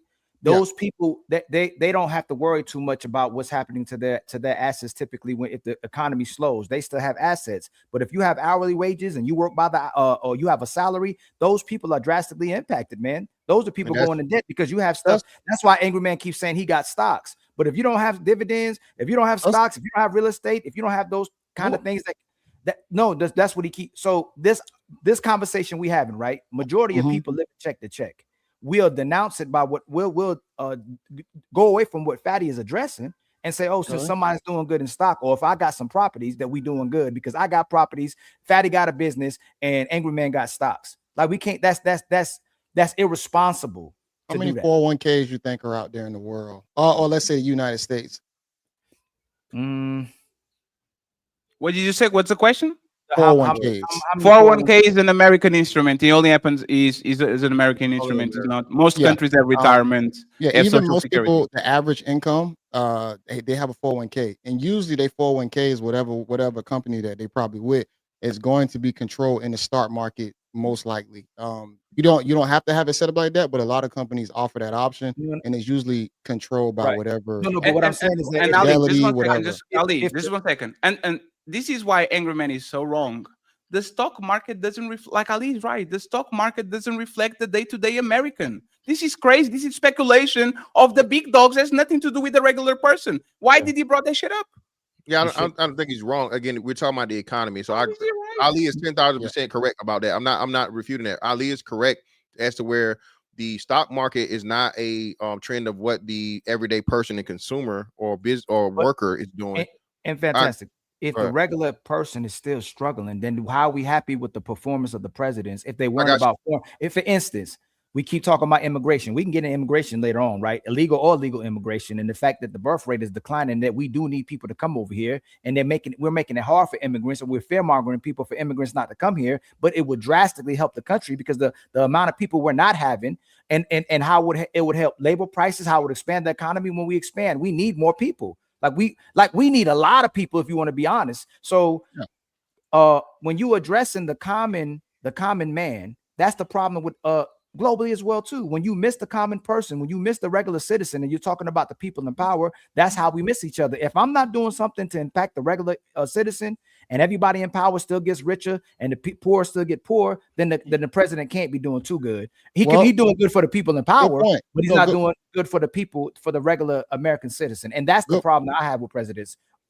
For sure, good point. Like you said, people pointing the finger at the presidency, and they were saying like how we don't care about children. They said me and Angry Man didn't care about children or whatnot. But since you said they want people to come over here to supplement the economy for bodies, what about all the abortions that's happening in the world? Yes, in the United States. you can talk about both. Them as well. So listen, it's funny you talked about that while I was driving here. That just like they brought African us over here, right? Yeah. Well, whatever I want to say Africans there, but pretending like they didn't want us here, right? And now they still treating us a certain type of way, just like they treat Mexicans, but they bringing Mexicans over here. I don't know if this country's already sold, but the fact that they want us to have less families and less children while they're pretending they don't want immigration, they want immigration. They want people to come over here while they pretend they're making our families reduce so they can bring more people over here. I don't know what kind of deal they got, but you can see that there's no policy that's enforcing for people to have more children. And this is why I think we don't know how to play the game. I'm saying fantastic. For the most part, our birth rate, we got to get back to 2 kids. Hold on. I'm sorry, y'all. Jazz said abortion is health care. Yeah, that's great. Let me give a stat real quick. And I don't know if I got to say it on this show or another show. All the wars combined and the people that men have killed is 300 million. In the last 100 years, women have committed in the last 40 years almost 3 billion abortions. But why does that matter? Because it does matter. No, because they were. One second. Hold on. He's saying from the point. It doesn't matter. No, but that's the point. You are not even like the point is this. Y'all say you care about killing children when these women do abortions, but there's literally a island that touches kids, the biggest ring in the planet, and y'all supporting a president that is blocking us knowing exactly what that is. So you care about kids, or you don't care about kids. That's the point. Hold on. Fatty, the Epstein transparency. You've already conceded that argument because I showed you proof and you accepted that he signed the bill to release the files. And so can't go back I will. No, fantastic. But that's what I told you. I will hold on, and when the bill is released, I'm going to go to the same people and say, "Hey, this is redacted. Do you think this is suspect? Do you think now we can criticize Trump for pushing out a redacted?" Until it comes out redacted. But fantastic. I'm just talking about consistency, right? If you care about kids, this should be on a priority list. Don't pick and choose and talk about kids on this situation. That's all I'm saying. So hold on. So even that, right? We're not. Hold on. Let me be clear because we're talking about a very, very touchy subject.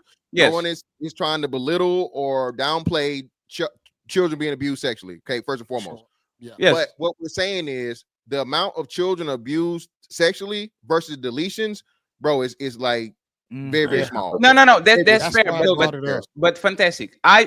Y'all know about me. I just want to know about consistency, right? Like, let me actually give you an example, right? JB, do you believe that a baby deletion is killing a baby?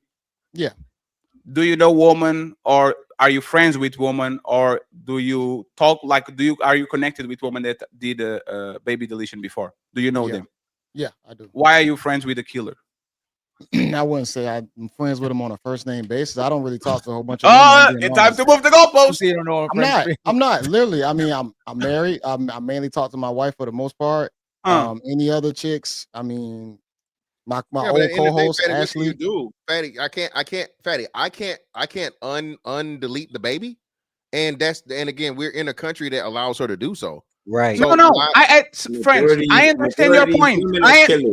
Hey, 1 second, and you got it. I understand your point. I'm just saying that you're not logically sound, because if you believe aborting a baby is killing a baby, and these people are actually killing somebody, and then you are friends with somebody that made an abortion, you are literally friends with the killer by your own metrics. You can't use that argument. How is not a good argument? You're not logically sound, though. That's wild. Hey, man, that's crazy. That doesn't mean you're not logically sound. That's crazy. Hold on. Just Jazz Noel in the comment section said that abortion is health care. So it's blanketed, but it's not killing at that point. It's blanketed. Jay. Hold on, Fatty, you friends with Jazz, right? That's your friend. No. But she said, friends, you are not understanding what I'm saying. I am pro-choice. I believe that if you delete the baby and the baby is not viable outside of the womb, that's not nothing because that baby was 3 months, 2 months, what it is. Let me finish, please. Let me just finish. Under your worldview, that deleting a baby that is not viable outside of the womb is a deletion. If you know woman and you are friends with woman and you are connections and family with woman that did a baby before, why are you befriending a killer by your own definition? I don't think they're killers. Y'all do. So Fatty, this is the thing, right? So first and foremost, you cool with it. So I don't know why you you support it. Because there's your worldview. No, it's like a all right. So right, I'm with you. So this is what I'm saying, right? I can't undo something that a woman has the right to do in this country. And you got family members, you got casual acquaintances, you got all these things. For the most part, I don't even know. I've run into maybe 1 or 2 women that have disclosed or whatever that they had abortions, right? So do I throw her away and I fucking prosecute her or whatever? It makes no sense. No, you decide. No, you decide, not me. You, like, for example, Man, and this makes zero no. sense. CJ, you got it. Oh, go ahead. Even though I don't agree with that principle, I don't agree with abortion. I don't have any way to hold her accountable or to change the action that's already been done. Sure, Now, but what I'm saying is this. Yeah, but sure, but what I'm saying is this. If you are a Christian, right, that is Bible thumping, and you commit adultery, is way harder on you than on me. Because I don't have a manual book of instructions enough to deal with people. You are Bible thumping and thumping the Bible and bumping that shit on everybody's head, and all of a sudden you don't love your neighbor. You don't, like, you see what I'm saying? Everything that is on your manual of instructions shows that you are not.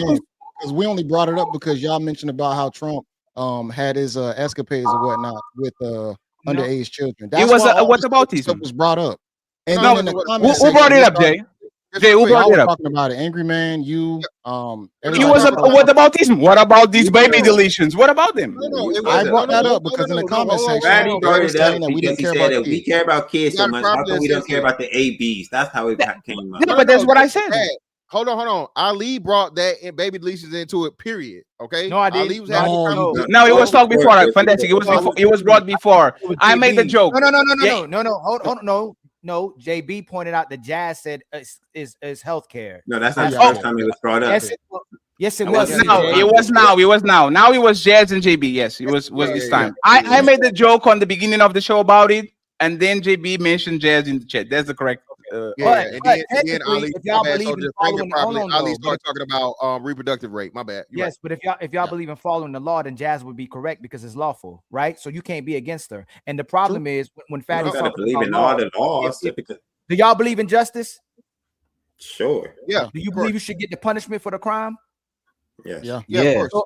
So if President Trump was, forget the kids, he was convicted on 34 felony counts, and he got all he did was being basically unconditional. What is it? What was it called? Forgiveness or whatever. Like he just it's not pardoned, but he's exempt. Most people get off on those crimes, Bill Khan. You can't act like most people get convicted and sent to jail off those crimes. Most people get off on those crimes. Hold on, real quick. Hold on.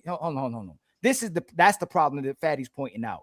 When it's convenient, we want the person not to be punished. So what happens is it goes on his records, but then he doesn't get no punishment or fine. So if y'all truly believe in justice, shouldn't he serve 5 years in jail, 20 years in jail? Not for that crime. Ilkan. Ilkan, let me say something. Wait, because it demonstrates what Fatty's talking about. Y'all telling me if I'm in real estate and I was hiding and I got 34 convictions of hiding payments, y'all don't think I should get a fine or go to jail? Yes, you can get a fine. So what? Wait. Hold on. So if I get convicted of petty theft, of petty theft, everybody does it, but nobody does time. And Trump get convicted of petty theft. Y'all 32 counts of petty theft. Send him to jail. He should be a felon. He should be in prison. Like, no, nobody gets a lot of time for this crime. So don't try to make it seem like he should get a lot of time for the same crime. Ali, but there's not this. There's not my land. If a person y'all don't know gets caught with crack, y'all want him to go to prison. But in this, we don't even care. We don't care. Hey, CJ, listen to what Ali is saying. Stop interrupting. Look at this shit. President Trump wants to pardon a guy convicted of helping bring in 400 tons of cocaine to US while bombing people in boats supposedly to stop drugs. On the beginning of his presidency, he said that drug dealers should have the death penalty. And now it's releasing people that are literally smuggling 400 pounds of 400 tons of drugs. Is this a contradiction? Is this hypocrisy? Is this what Ali is saying? You say one thing to these people of this color, of these people of the other color, your friends, you say another thing. Is this something that once again is hypocritical? If it's true, it is yes, hypocritical. y'all keep leaving out are narratives and no proof of the support. Is literally his tweet. No, is his tweet. This is a fucking tweet. What are we No, talking but about? no, 1 second. Is Donald Trump tweet and this man is arrested? Okay, This is he's the Donald Trump president. tweet. Like this is President Donald Trump Honduras. tweet. No, this man is arrested. Okay, he was arrested. Let's read it. Former President Juan Orlando Hernandez, who has been, according to many people that I greatly respect, treated with very harshly and unfairly. This cannot be allowed to happen, especially now after Tito Asfara wins the election. So who is the guy? Who is the Tito? Who's the Juan Orlando? Who is he? Is the Honduran guy that actually smuggled 400 tons of drugs to the United States? That's why he's arrested. He wants to pardon him.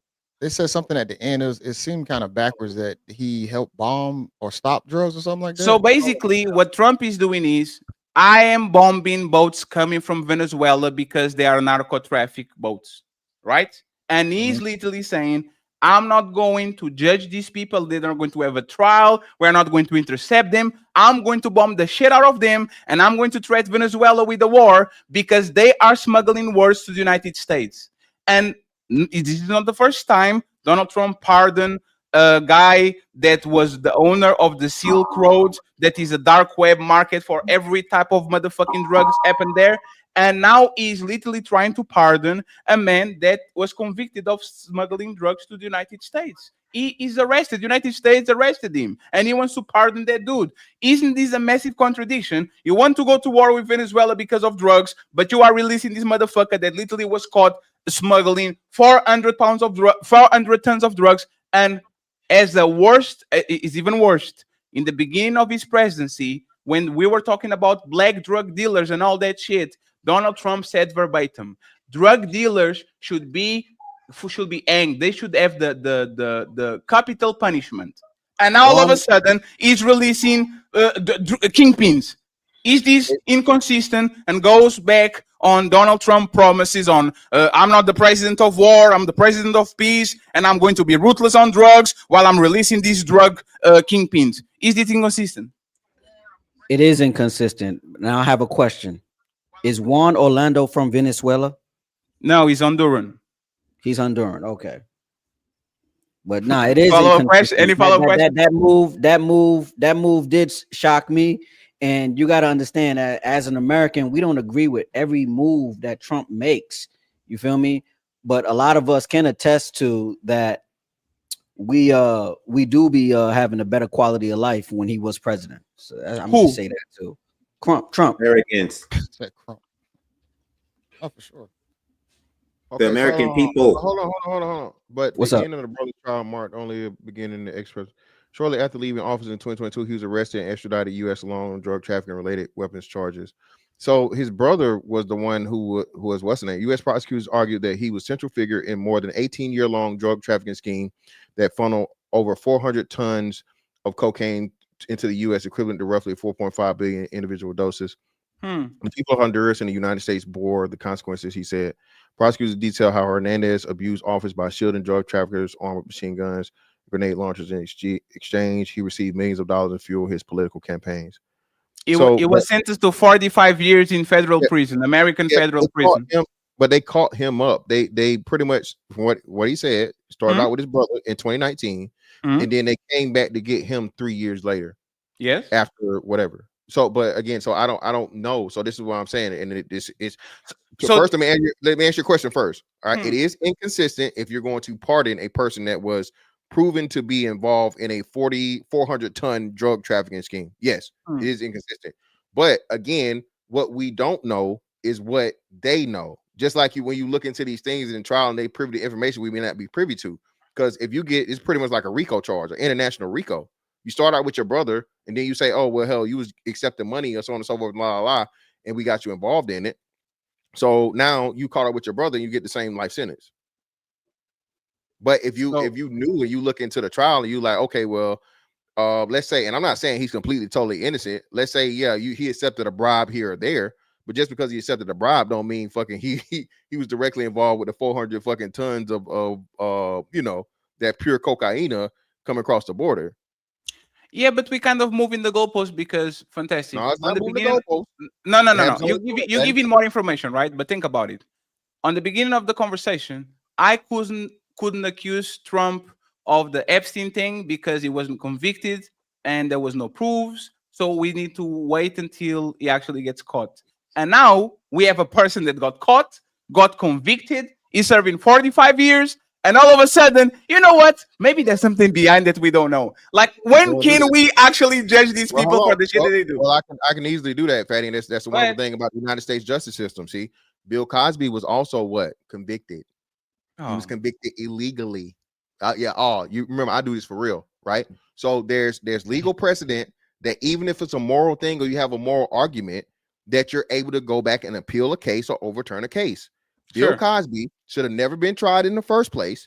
Okay, just like there are people that get other cases overturned all the time. Okay, just like Eric Snowden. Is Eric Snowden locked up yet? No. What's the one that's locked? What's the other big one that's locked up? You are talking about whistleblowers? No. The whistleblower fucking tech guy. The one I think it was Eric Snowden. Ain't the one he left the country? He's still. No, both of them are free because they are out of the country. Yeah. None of them got caught. They are on. I think they're Rachel or something like that. Yeah, they never one got or caught. two, but yeah, it's either Eric Snowden or the other big guy, right? And what's the name wanted him bad, right? Because legally he broke the law, but I think he got pardoned. They was talking about a fucking pardon because morally what he did was expose the illegal shit that the United States government was doing to the fucking citizens. Sure. So that's what we're talking about, where it's minutia and nuance here, to where it's not just a cut and dry thing to where, oh, you let a criminal go. Well, okay, yeah, if you're convicted, but you're wrongfully fucking convicted and the shit is overturned, that's legal. But you have to make that legal, it's moral. Fantastic. You have to make that argument if something is illegal. We're just saying the fact that enough to say he was illegally convicted, he was convicted. So then he should serve he should get some type of penalty. That's it. Yeah, but he did though. He did. But if the president gives you a pardon, the president does the research to determine, right? And I'm saying it's one or two ways. I'm not saying you guys could be right. You could be right. Well, fucking Trump said, hey, he's cool with me. Let him go.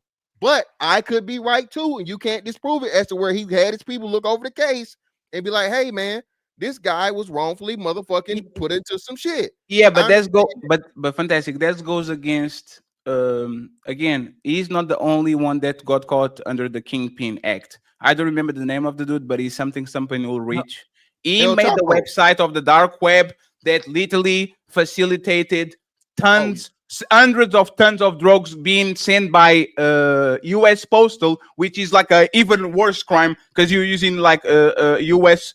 Services to actually traffic in drugs and all that shit. He was like the drop shipper. He was the one facilitator between both. This man got a pardon by Trump. Literally, this is what we're talking about. And respectfully, so we can move on to the main event. This man wants to go to war with Venezuela when Mexico is way more of a drug threat than Venezuela. Like, you're literally bypassing the country that has the most cartels, the country that produces more drugs, and that is literally sitting on the border just to go fight a country in Venezuela with, I don't know how many motherfucking million inhabitants, not because of drugs, it's because of oil. But this is the president of peace. Fatty, you're 10,000%, right? Yeah. But hold on. So, Fatty, what do we know? He's a politician. People are dumb. So what you have to do is build a narrative as to where I'm doing one thing while I do something totally different. Saying we did the same shit, Fatty, and I'm not denying this. This is America are the best fucking extortionists. America are the best motherfucking bullies. America are the best motherfuckers. I'm gonna take the Debos in the world, brother. That's sure, I agree with you. But he ran on peace. No, hey, fantastic. I agree with you. The thing is, These men run off. I'm the president of peace. I want to win the Nobel Award Prize. And as soon as he lost that shit, now he wants to go to war with Venezuela, and he's trying to escalate situations. Why are you happy with these men? Hey, you were Fantastic. Just 1 second. Fantastic. You were Navy. You know how damn incredible just to bomb boats, just like, oh, see that boat? Bah! Right? You know that shit is crazy. And why are you happy? Why are you happy with this? What Ali talked about. I'm happy about it because if Venezuela could do it to us, they would. Okay. And being that fucking, Americans need a better economy, Americans need fucking revenue. You take their shit. And Fatty, I don't know what you're looking surprised for. I already told you. You take people's shit when you can take it, and you make it yours, and you make money off it. Big Pharma did the same shit in Afghanistan, Fatty. I know. Afghanistan shit was all poppy seeds and heroin and Vietnam and Iraq. We know. Yeah.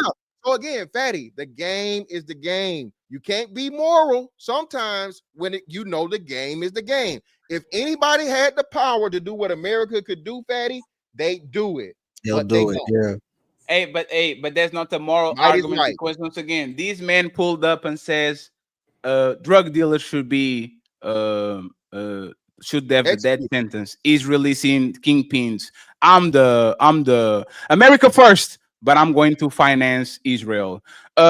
I'm going to win the war in 1 day in Ukraine. Look at what happened there. Under me, I'm going to everything he's saying, especially things that like a war with Venezuela is not America first, because he's not lucky that he's going to get the money. Is these big companies that are going to go there and drill the oil and make an empire just like the Bushes did with Iraq, with the weapons of mass destruction shit. Why are Americans so comfortable? And this is why, remember when Angry Man said, why are you talking about, you are not even American?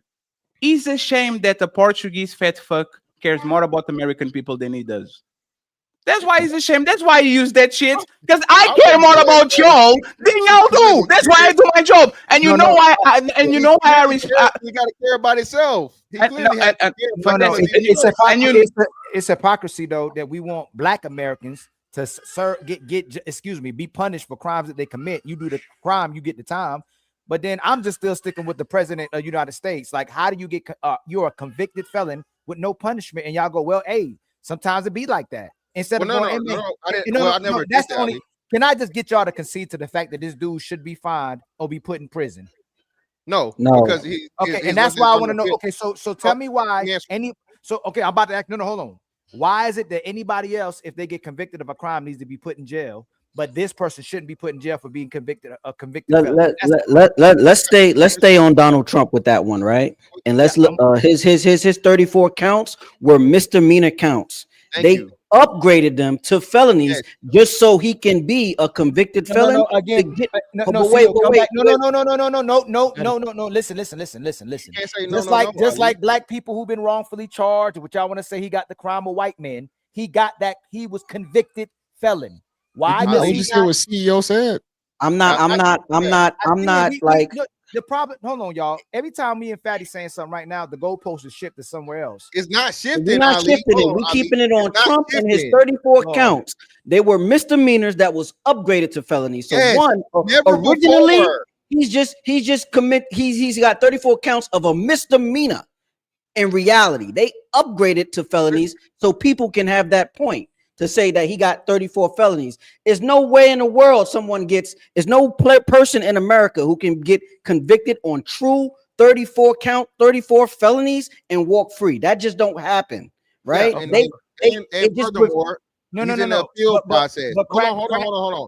He's in the appeal process of it to challenge exactly what the fuck he's talking about, because it's unprecedented and it's fucking illegal. He need to be in jail. He need to be in jail while he appealing though. He need to be. No, the hell he don't. Yes, he do. What do y'all? That means you support the political warfare with the justice system. It's inconsistent, because if it happened to Biden, if it happened to Hillary Clinton, if it happened to Obama, y'all would say, "Hey man, this man need to go to jail." Nah, they just said Biden got caught up in something. They said he was unfit for trial. But one second. But that's my point, right? I agree with y'all. He should go to jail. But this is just them. Now, 1 second. Trump promised you IBC, just like Obama. I'm going to close Guantanamo. I am going to make universal health care and all that shit. When the motherfucker didn't came true, everybody said you are a motherfucking liar. You might be a little bit better than the other presidents on the lying shit, but you ran on certain things. And then when we find out you're just not for change, you are just another cog in the status quo system, and you just keep peddling the shit that they were peddling before. If, for example, Trump says we are going to put American first, and we are going to be the government of peace, and then he goes and starts the war with Venezuela, sends American kids to wars so we can benefit a few 85-year-olds, hedge fund, and motherfucking like kingpins when it comes to oil and the Boeing and all these things. How is he for Americans? How is he putting Americans first? If Venezuela wasn't sending those boats, they wouldn't have got bombed. And I don't think Bill What, man? Oh my God, man! This What? Is what I'm saying, Repeat y'all. that again, CEO. Repeat it again. I said if Venezuela wasn't sending those boats, they wouldn't have got bombed, and we probably wouldn't be there. But since they want to send the boats, and we're bombing them, and we're getting all this, now we're gonna take all your shit. So okay, so 1 second, please, 1 second. Hey, CEO, do you know you know that those boats that were bombed, there were several boats that was proven that was innocent people that has nothing to do with drugs. You know that? I didn't hear about that. I didn't hear about that. Proven. That's fucking. Hold on. And they're actually being sued for the shit, Fatty. I gotta be careful about y'all just repeating narratives, bro. So prove it. Man, hold on, man. It's not like y'all got. Just 1 second, CJ, you got it. So let me ask you something. If these people literally have drugs in their boat, wouldn't be more efficient, since you can see them, catch them, get on the boat, take the drugs, put the drugs up like this. Like, I'm going to show you how you do it. I caught these guys with drugs. Look at these. They were guilty. Isn't that easier to do than saying, oh, we just bombed them because they were narco traffickers? Where's the proof? Oh, he's on the bottom of the ocean. Isn't that better evidence to actually show to the people that you caught them and this is why we attacked them? Why you bombing them knowing nothing about why you letting these drugs? Why are you letting the proof sink to the bottom of the ocean? That's the best question. Why are you letting why are you doing when you can catch them? I got you. I got you. Subject matter expert on this real quick because you know the Navy was taking care of it at one point in time. I don't know if the Navy's doing it now. It may be the Coast Guard or so on and so forth. It's the Coast Guard now. So yeah, well, no, it's the Coast Guard up until a point. So the Coast Guard only has certain points to where it can go in the water. That's why it used to be a Navy thing with so and so. But I'm not arguing with you, CEO. You may be right. Either way it goes, right? So the Navy or the military has always done this. Drug ops is what we call it, right? For us, it was a big ass fucking back in the day would have been a frigate, right? And then you have your special ops teams, your Navy SEALs or whoever, so on and so forth, whatever spec ops it was, so on and so forth, have the small boats chase them down or whatever. And it's literally pictures, Fatty, of motherfuckers with however many metric tons of cocaine that's been confiscated. So this is not a new thing, right? So what I'm saying to you, this is just more fucking media psyop and bullshit. Act like this is anything new. We did it with Colombia. We've done it with Venezuela. We've done it with any fucking major country that use fucking fast boats and the homemade fucking submarines, drug submarines. This is not a new thing, but people only care now. Why? Trump. Can I ask you a question? No, can I ask you a question? You're going to interrupt the CJ. Actually, answer to this, Miss CJ, and then you're going. I don't want to answer. If you can find a little boat in the middle of the ocean during the night, is it fair that you have intel where these cartels, for example, in Mexico, produce all these drugs? Like, do you think the American government, with the gigantic army that they have and intelligence, they can find a little boat in the ocean? Do you think they have intel of where these cartels actually produce their drugs, store their weapons, and all that? Let's make a educated guess. I think so, but if it's in behind enemy lines, I don't think they can just engage like that. No, but on the water, it's free game. The water, the water. Hey, friends, now you're tripping. The water is a part of the water is a part of the territory. If somebody bombs anyone on American maritime, is a threat of war. Pearl Harbor. 1 second. Pearl Harbor was not in LA. Pearl Harbor was in the mid, like it wasn't a station. It was Hawaii. No. Hawaii. One second, please. What is Hawaii? Is Hawaii island? Yes. Hawaii is American. It don't matter. Hawaii is American. It's American property. Checkmate. Nah, you were going to say. You were going to say something different. What is it? No. Wait, 1 second. You finna challenge a nigga that was in Fantastic. the Navy about Pearl Harbor. Fantastic. Hawaii maritime waters are property of who? The United States. So if anybody that is attacked, let's see, 10 miles off the island of Hawaii, which is still American property, is that an act of war? What do you mean, anybody that's attacked? No. No, 1 second, but please, hey, Fantastic, 1 second. No, Fatty. Again, this you don't understand, Fatty. So, bro, you got to stand down on this one. Again, Fatty, you have international waters and then you have national waters. If you're in my shit and I attack you, it's not an act of war because you're in my shit. Okay.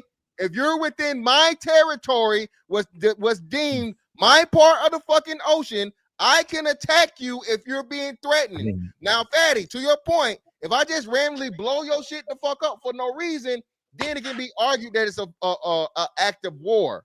But if I am not being aggressive within my boundaries of fucking waters, no, it is not.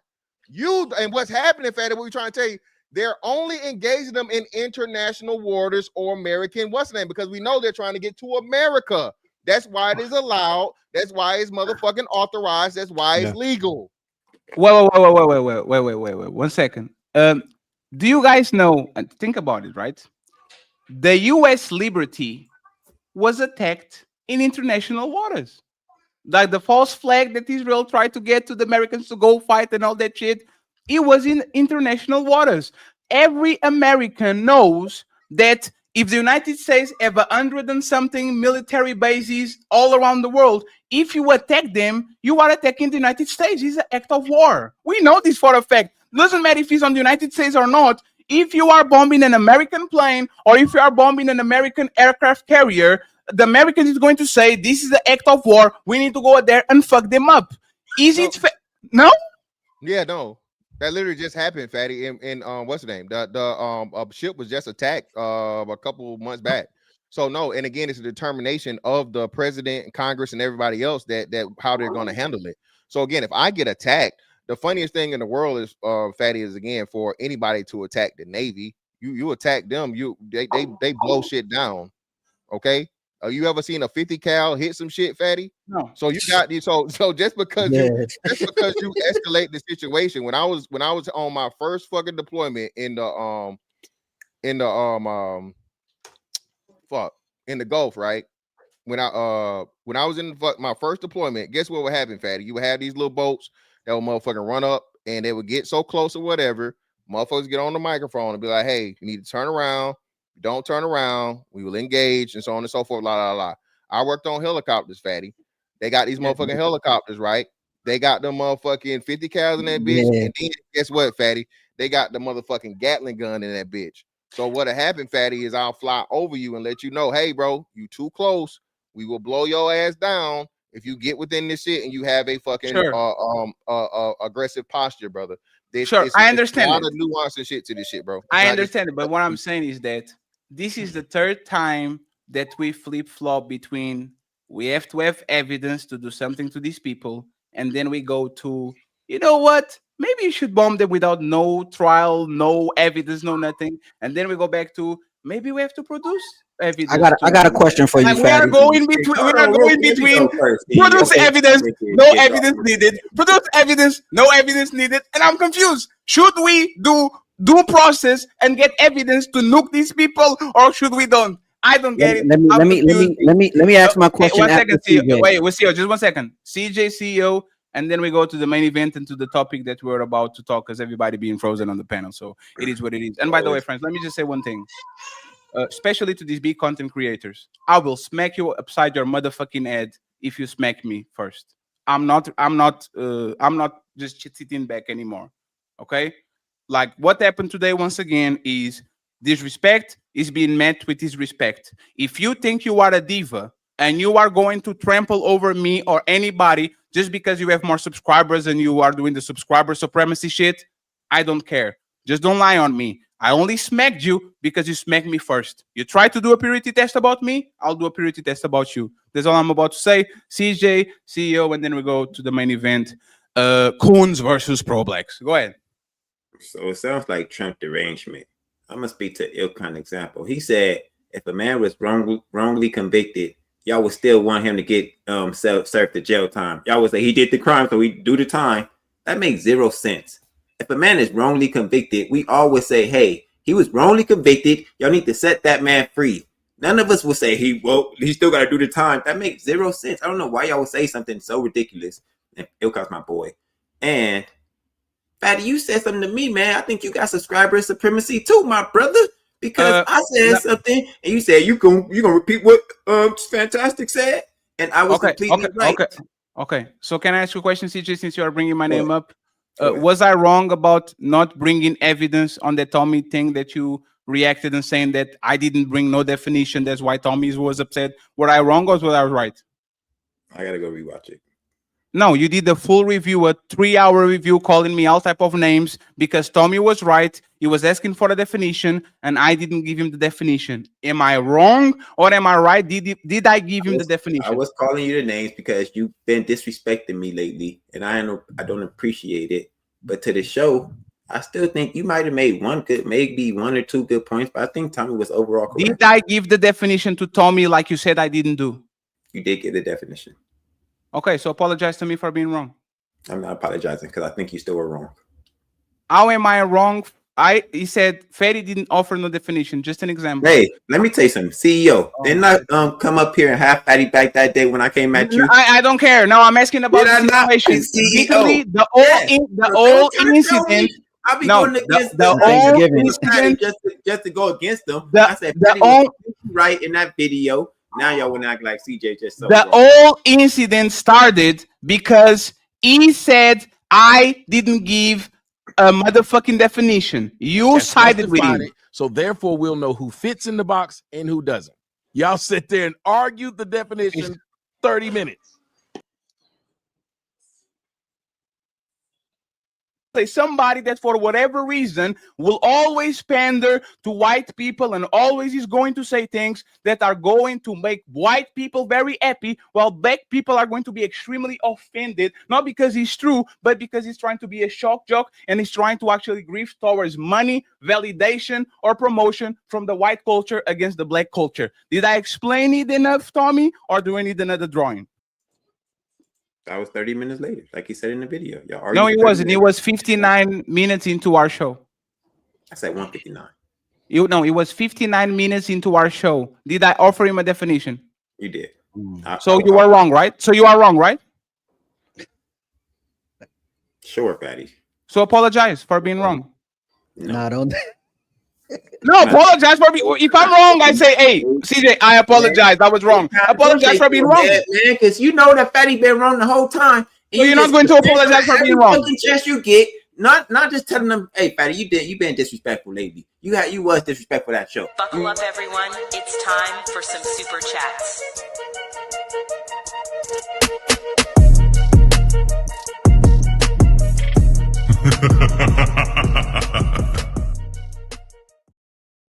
Y'all be talking about all these black women not taking accountability, and then you come in and show your motherfucking ass. That's crazy. Oh, a woman don't show accountability when they're wrong. You know what I'm going to do? I'm going to be wrong and proud. Sure.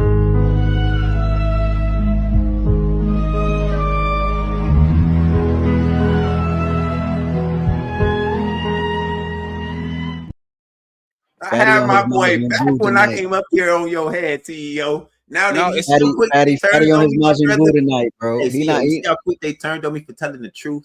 You can't tell the truth, man. He just want an apology, bro. I want an apology. All right, let me ask my question before we go to super chats real quick. Go ahead, sir. Fatty, if you were receiving commands in international waters from a military vessel, would you listen to those orders? Sure, but they haven't given those commands. They haven't given any commands. No, there's no boat communication. There's no boat, so it's just a drone. Yeah. No. It matter of fact, during Congress, like the Republicans were having the conversation, and they asked, "Did you guys know that any proof that these people like were a threat to the United States?" Because I think like 2 dudes or 3 dudes were stuck in a raft, like the Titanic, right? Everything is sinking, and they bombed them again. They bombed them again, and they were laughing about it. Like, it's not just about, once again, the protection of American. Like, 2 people in a little boat, like that is almost sinking, are not a threat to the American people. We saw this in Iraq, and what happened when it was not Snowden? What is the other guy? Snowden's on Assange. He's either one. Because there you go, Assange. There you go, Assange. That's the dude I was talking about. There we go. Yeah, Assange. When Assange came up and said, "Hey, man, look at what we're doing over here," instead of him getting a Medal of Honor, he got prosecuted. So this is what I'm talking about. I am not against the American government defending their borders.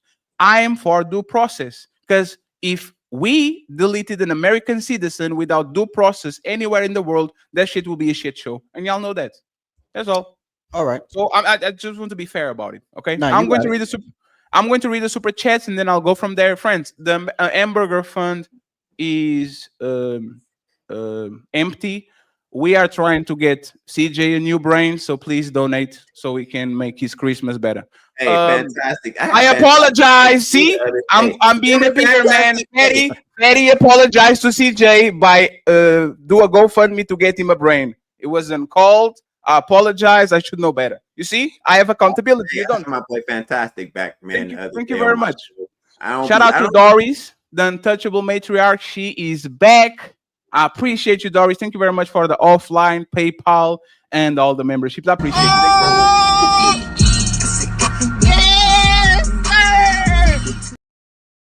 Damn. Thank you very much. And Doris comes back with 32 months, almost 3 years. Shout out to the lovely Doris. I appreciate it. The Untouchable Empire, baby. We have my boy Player One in the building with one Untouchable The membership. Untouchable Empire, baby. Thank you very much. We have Alfonso on the Angry Man. Is the Angry Man side or your side? Fantastic. Is Angry Man. Alfonso. You said what? There's your people? No, that's not my people. I don't Okay, know there's Angry Man. Shout out to the people that support Mr. Angry Bird. Yes, and I meant that this is respect. I think we're have to go back to the old Fight Club days. Yes, if you act like an Angry Bird, that's what we're going to call you from now on. Ethan Queen, $2, not one pro black. Damn. Pull up. And then we have another Alfonso with for $50. Says, this dude laying on his back, really over talking another man on live stream. AM Cook. Damn, you can let 6 stream from his share. Grady WH super sticker. Thank you very much, sir. I appreciate you. We have another fake $100 super sticker. Thank you very much, sir. Alf and Nickel. Thank you very much. We have the Ethan Queen in the building. She says campaign fund financing. Another one. We have the lonely one. I know what is alarming. Dems at the Senate and the House for 4 years. Why didn't they release the file? They should, but they didn't run on that. That's the point. If you promise something, you have to give it. One is corrupt, the other one is corrupt and lying. Ethan Queen, $5. We're not claiming Clinton wasn't there. Y'all the ones denying Trump involvement at all. Let me give another one. We have showing support, salutations, angry man. Yeah. Another one. A-Dub, support the show, support the stream. Yeah, Matron in the building with a big $20 ball. He says, why did Congress have to vote on it when it could have released them like it did with the MLK file? Very interesting. Very interesting. We have another one. Sean in the building. He says, Ali seen you cooking with true heart. Ali became in a Power Ranger lately. Shout out to my brother Ali. Congratulations on 7K subscribers. The lonely one, $5 says, I fill up my car today with 40. He has a bicycle, friends. Don't believe him. Appreciate you. Thank you very much for the support. We have Sean Fuller saying inflation down, gas down, and eggs. That's a fact. Thank you very much. We appreciate it. We have Cat Daddy in the building, $2. Thank you very much for the support. We have Ethan Queen saying zombie talk gotta go. Thank you very much. We have my boy Frieza with 1 untouchable The membership. untouchable empire, baby. Thank you very much, man. I appreciate you. We have the lowly one saying, I bet all of those clips are out of context. Don't answer that question, AM. Oh, look at him try to protect you again. Oh, don't answer that. He's a trap. Sean says, he was talking about dams, gaslighting about affordability. That video is way out of context, bro. Fatty, stop that shit. Damn. I forgot I was talking with the cult. Keeping Caveman, $2. Democrats is sabotaging this administration. While they have the House, the Senate, the most Supreme Courts, the president. Okay. Ethan Queen, we pay the tariffs. Don't let Fantastic gaslight you. Brother.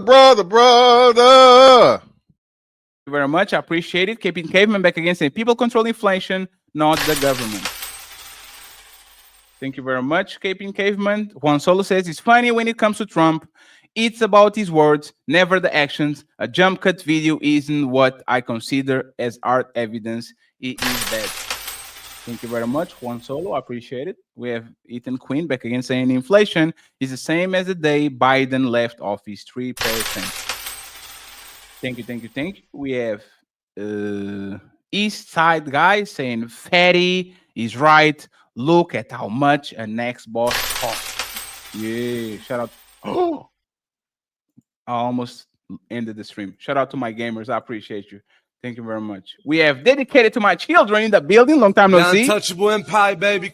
With the Untouchable Empire membership. And then it comes through with another Untouchable Empire membership. The Untouchable Empire, baby.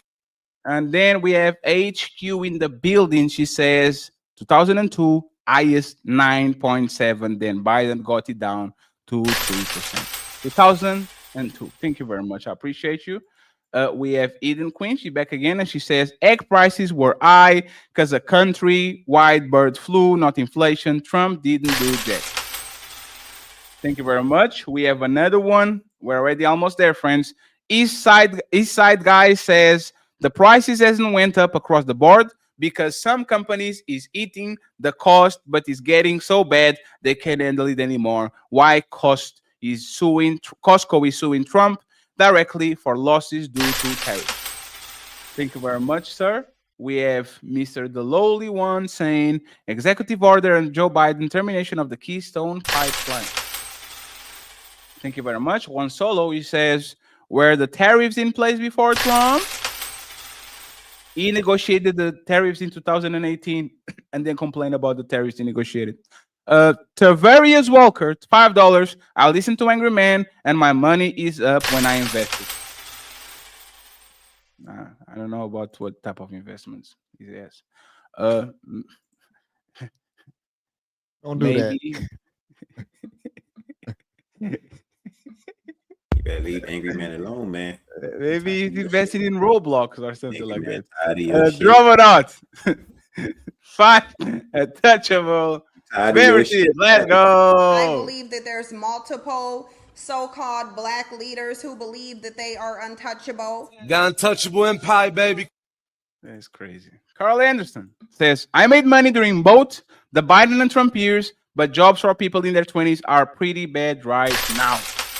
Thank you so much, Carl. I hope you're doing good, my brother. We have then Matreon with 1 untouchable membership. Thank you very much, Matreon. The Untouchable Empire, baby. We have another 5 memberships from Doris. She's for now the sponsor of the show with 5 untouchable memberships. Thank you very much, Doris. We love you. We appreciate it. I believe that there's multiple so-called black leaders who believe that they are untouchable. The Untouchable Empire, baby. Thank you very much. We have 15 to go. My boy Carl Anderson with the 5 untouchable memberships. Thank you so much, Carl. I appreciate you.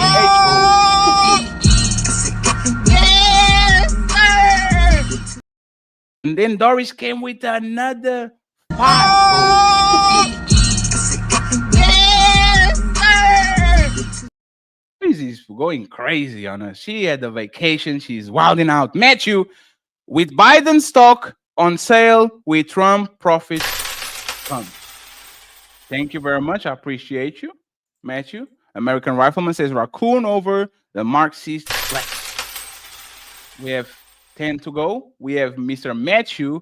He says, Fatty, get married. The answer is no.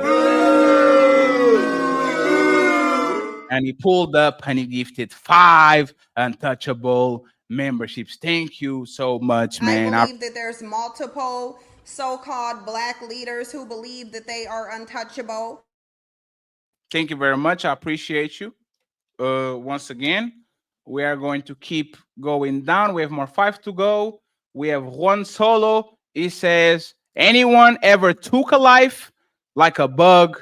You are. Ooh, I appreciate you, Juan. And we have Ted Channel, Nick Taylor. Know this, but tell Fatty that the US is the number 1 oil producer and Venezuela isn't even on the top 10. You have to go to 18 to get them. Stop, dude. So let me educate you real quick from this side of the ocean, of course. There's quality of oil. There's shitty oil and there's very good oil. The oil that the United States produce is the oil that is very low on one particular thing that doesn't let them have actually quality of oil to put fuel on the cars and all that. Venezuela not only has high quality oil, they have the biggest reserves of oil in the world. So they don't have to just go ahead and drill that shit like it did in Iraq. They can go there and take it. Okay? So now that I educate you on quality of oil and what is reserves, you need to go ahead and buy a book. Okay? Let somebody come in your brain. And that's a compliment, of course. Okay? It's never a diss. Appreciate you, sir. No disrespect to. I'm just being funny. Thank you very much. Next one. I'm sorry for my guess. We're almost there. Tyrannical says, not really a war, though. We're basically a level 700 adventurer attacking a level 1 goblin nest. That's actually funny. Shout out to you, brother. I appreciate it. That was a good one. The patriarchy. Trump is retaliating against Venezuela because Maduro is using drugs as weapons of war against the United States and exporting criminal gangs to the United States. And so is Mexico. Why don't you attack Mexico? Noble tyrant, fatty about content, not American. If you say so. I think there's projection. The Rambo Reviewer channel eats international waters and territorial waters. Thank you very much. We have America First Reisman says, Fatty, the libtard is here. At least I didn't got rejected by Keisha. Thank you very much. I appreciate you. Thank you very much, sir. We have another one, Beloved. She says, CJ's crazy legs, wheelchair from Don't Be a Menace. Thank you, thank you. We have Tony Golden in the building saying, bro, CJ, you got to humble yourself and just admit you were wrong. Fatty was able to do so, to do you. You aren't special, my brother. You know better than the woman at the moment. I think he's at the moment. And finally, Rainbow Kid, Fatty is more pro-black than most black Americans. YouTube censoring this comment in a chat is crazy. Shout out Rainbow Kid. And finally, my brother, Jason Jamieson with 5 untouchable memberships, and we are done. Buckle up, everyone. It's time for some super chats.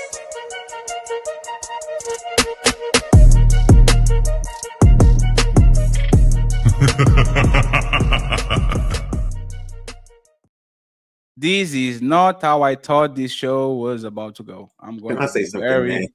I'm going to be very honest. Brother. I started the Civil War again. You know how you know you're on the wrong side of the argument? HQ agrees when with you don't apologize. HQ agrees with you, my brother. When you don't apologize, even when you are catching a lie. And my legs work, man. That ain't crazy legs. This is okay.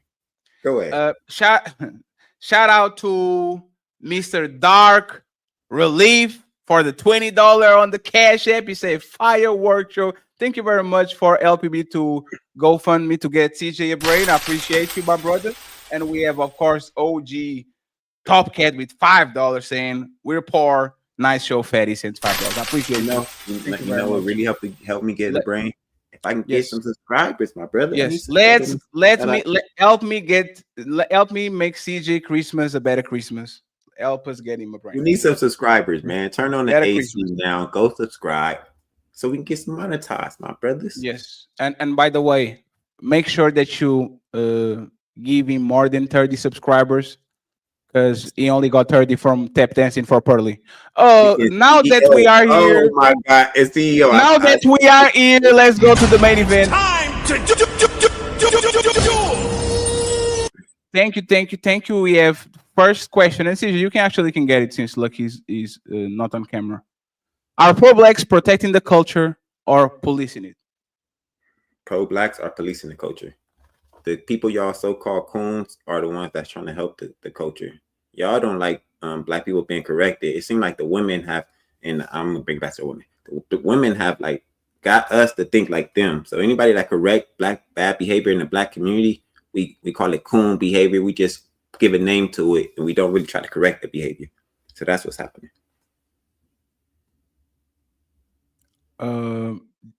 Did you answer the question? I did. I said it's policing. I mean, it's the other. What was the two options? Are they protecting the culture or policing it? Policing it, yeah. Okay, Mr. Fantastic.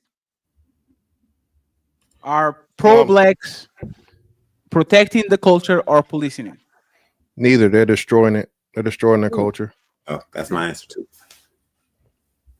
How do you get to that conclusion? Because all of the values, principles, and things that they promote, abortion, criminality, or I won't say promote, I'll say make excuses for.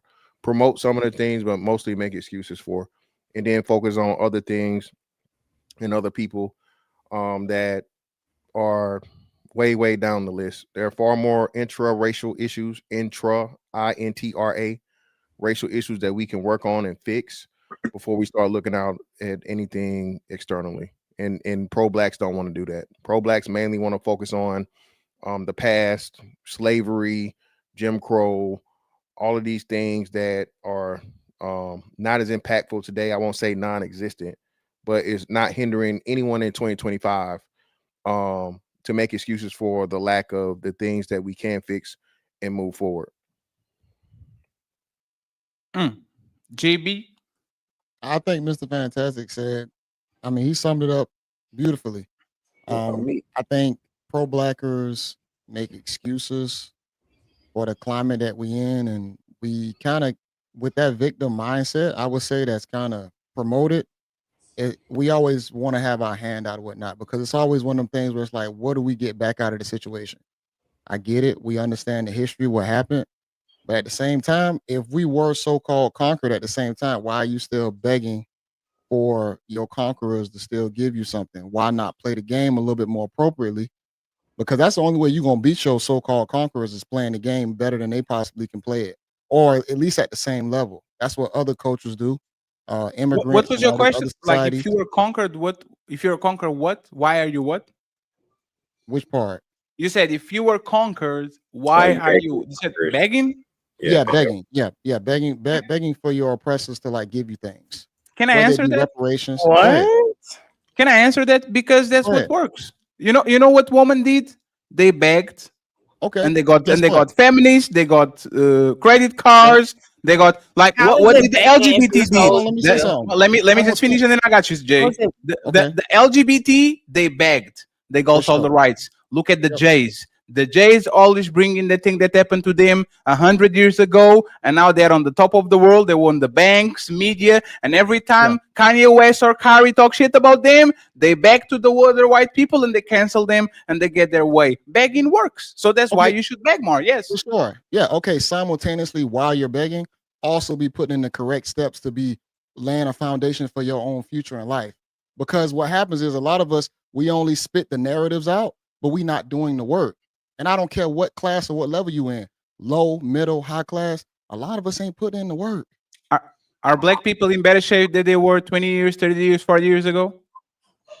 What time period exactly? Let's go with 40 years. Are there less criminals, more people graduating college, better income, more people on the middle class, more black millionaires, more black billionaires, more black business, more black, like, are they on the better stand than they were 40 years ago? Yeah, and definitely based on knowledge and opportunity for sure. So how are they not putting in the work if they are better than they were before? Well, just because society has opened up just because society is open up for it to be more beneficial and better for blacks, don't mean everybody's actually participating at the same level that they should be at. No. And Just why would because we credit society, pro blacks though? But hold on, why are we crediting the pro blacks for this? No. This is not about. He said that the pro blacks have a victim mentality, like they make excuses, right? And what I'm saying is that, and I've been saying this since I got here, y'all got the game all fucked up. The people that beg the most are the people that get better results. Closed mouths don't get fed. The LGBT movement cries and gets what they want. Feminist movement cries and gets what they want. The Jays cry and get what they want. Everybody cries and gets what they want. So why should black people be the only one that says, you know what? I'm strong and independent. I don't need no government. it's not about that. It's still about playing the game correctly. No, Fatty's absolutely. So this is what we look out. A lot of us look at out the eyes of white men. So when you're looking at that's not true. And your mic went out. I guess can I get clarity as to what is the pro-blackers? What is that? Mr. Fantastic, since you are the main eventer of the show, Is my mic good? no, it's Good still now, low. Ali. Well, he definitely plugged back in, but yeah, it's a little low. But it's low. It's a little bit low. Pro blacks are usually going to be your people that promote feminist, pro feminist, pro Democrat, pro liberal, pro government assistance. We just saw with the whole food stamps debacle. Just pro reparations, pro all of these things to where white supremacy, white people, racism. But now you want to depend on the same people that you say are oppressing you. So those are pretty much pro blacks. There's a pro black. Yes. Yeah. There's a Right. lot of things. Fantastic. Right. Hey, Right. and you know, He's funny, spit lucky everything before you out. go. Last week we got into a massive scuffle exactly because of the Define game. Moving the goalposts, man. Words mean things. If you said it, own That it. is not your twist. Your bro, define talking. That's why the policy works. Define chair. What I'm saying is the cost of inaction outweighs the risk of reform. The data is clear and the precedent supports it. Okay, well, define water. You're not about to get us with all Lucky. these memes, What Fatty. I'm mean. I'm about to do Hold that. on, Fatty. Remember who we dealing. I'm not nobody. I know. I just want Lucky to actually answer because she made a great question. Let's define something so we don't have to say probably we had last week, right? What was unclear about what I said? No, because I you gave- put a lot of things that are. Because you added feminism, you added a whole lot of things because I'm pro-black and I'm none of those things. And I was just a little bit offended by the term, especially coming from black people where we should be pro-black. We're always talking about black relationships, making money off black issues. Why don't you want productive black people? But the thing, Pro-black is actually caring about your people, elevating it. Why are we looking at repairing a people that were constantly have shown the history that y'all don't want to hear, constantly have shown that they've tried to build from being at a disadvantage that keeps getting destroyed. So we ignore that and say, pull yourself up by the bootstraps. When civil rights when the Asian community and other communities have benefited from it. And I understand there are lazy blacks, there's lazy in different communities, but that's not pro-black. Pro-black is still caring about you getting what is, regardless of what you do with it, because I'm sure everybody wouldn't turn down reparations. It doesn't mean that you're trying to justify the ghetto blacks, the bonnets, the other, that doesn't mean that. So why can't you be both? Why can't you also point out the disparities in your community that you want to be better? While that also mean that I'm pro-black because I care about black families. I care about how we treat each other. That's pro-black. That's actually a good question. One second, CJ, 1 second. You can, but you could just be a good person. This is very important. CJ, JB, Mr. Fantastic, and CEO. If American government gave $1 million to y'all as reparations, will you accept it? Or you say no because I'm not pro-black and I pull myself by the bootstraps and I'm not the victim. I'm not the victim. Every group is pro their own group. But I don't know, man. I was next in line. You're a victim. There we go, CSI. Yo, answer the question, please. Go real quick, JB. I ain't talked this whole time, but every time I talk, it gets shaken up. I'll be quiet. No, don't worry, Lucky. I just want him to answer the question and then you got it again. CJ, Jay, Mr. Fantastic, and CEO. would you deny reparations and say I don't want him because I'm not a victim and I'm not pro-black if the government tomorrow gave it to you? All right, I want to I'm say this. taking that $1 million. I just want to make sure that $1 million is still worth $1 million. Hold on, CEO, my brother. I would take the money. Most of us would. But the thing is, the term co-op, the term pro-black has been co-opted by these niggas with the mindset that Fantastic was talking about. I believe I'm for black people. I don't consider myself pro-black because then I'll put myself in that label. So are you a pro-blacker? Are you a pro-blacker? I don't know what that means. It's the way how Okay, he said it. So are we gonna be on one accord and hold him accountable for saying pro-blacker? Shouldn't we all be offended? Or What's we're not wrong with that? I in just put an unity ER like on it. that? That's too No, pro-black. So hold on. Can Okay. I so Lucky, I feel you, so, leaders. so I got you. Damn, nobody's going to answer the reparation thing. That's crazy. Oh yeah, I'll take it. I'm trying to answer. Oh, so you take it too? What about you, Mr. Fantastic? Yeah, I'm trying to I answer. belong to the lineage. What about you, Fantastic? Would you take it? Reparations? Yeah, of course. Damn, why y'all don't pull yourself by the bootstraps and stop being victim? That's victim mentality. Fucking with y'all. Go ahead. We're just saying that the money was presented, we would take it. Those are two different things, my brother. Yo, CJ, we gotta be a little serious right here. No jokes, no bullshit. It And I'm was not trying to serious. come at you. But listen, what I'm saying. So listen. So Fatty, there's nuance to this. So let me address what Lucky said first. Lucky, just like the this is like a this is a side versus side thing. So what we're saying is colloquial understanding of it, just like coons, right? The conservatives are automatically coons. If you don't agree with certain things, you're automatically coons. That's why I'm saying pro-blackers or pro-blacks. So for the sake of the show, we're framing it, okay? I agree with what you're saying. Of course, I am pro me. I'm way pro-black than most pro-blacks because I'm willing to take accountability, fairly assess things, and talk about what we need to do. And then if there's some outside entity, interfering and so on and so forth, I can acknowledge those too. I just did this past week when debunking this whole 13-50% shit. I did that. Most niggas ain't do that shit, right? So the problem comes to where we start talking about reparations and things. It's not just a simple, hey, here's the money or cut the check. I don't agree with cutting the check, even though, like Fatty said, the scenario he gave, so I had to give a yes or no answer. I don't agree with just handing people that are not financially literate, right? People that don't know how to handle even a little bit of money, just a whole bunch of money, because what we know they're going to do, they're going to waste it. They're going to give it right back to the people that they claim were oppressing them and, do nothing with it and make nothing positive. A lot of pro-black say, I'm owed the money, so if I want to blow it up and do whatever I want to do with it, it's my business. But every group has people in their group that blows money and scams. No. Look at the natives, what they did with the reparations. But this is the thing too, right? And I understand Fantastic. I understand the whole I'm tired of hearing the story, what we gonna do about it.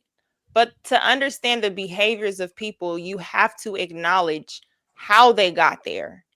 And because of that, they're going to have extreme or behaviors that are incomparable to other groups that did not have that same type of conversation here in America, to say that they're behaving where they are blowing money. They rather look rich than actually sacrifice and do the things. They're owed maybe education on how to budget, how to do those things. You know what I'm saying? So I understand that even at a time where they did have trade, some people's psychology, they just then weren't smart enough. They're also not being able to read. You know what I'm saying? So I understand all of that.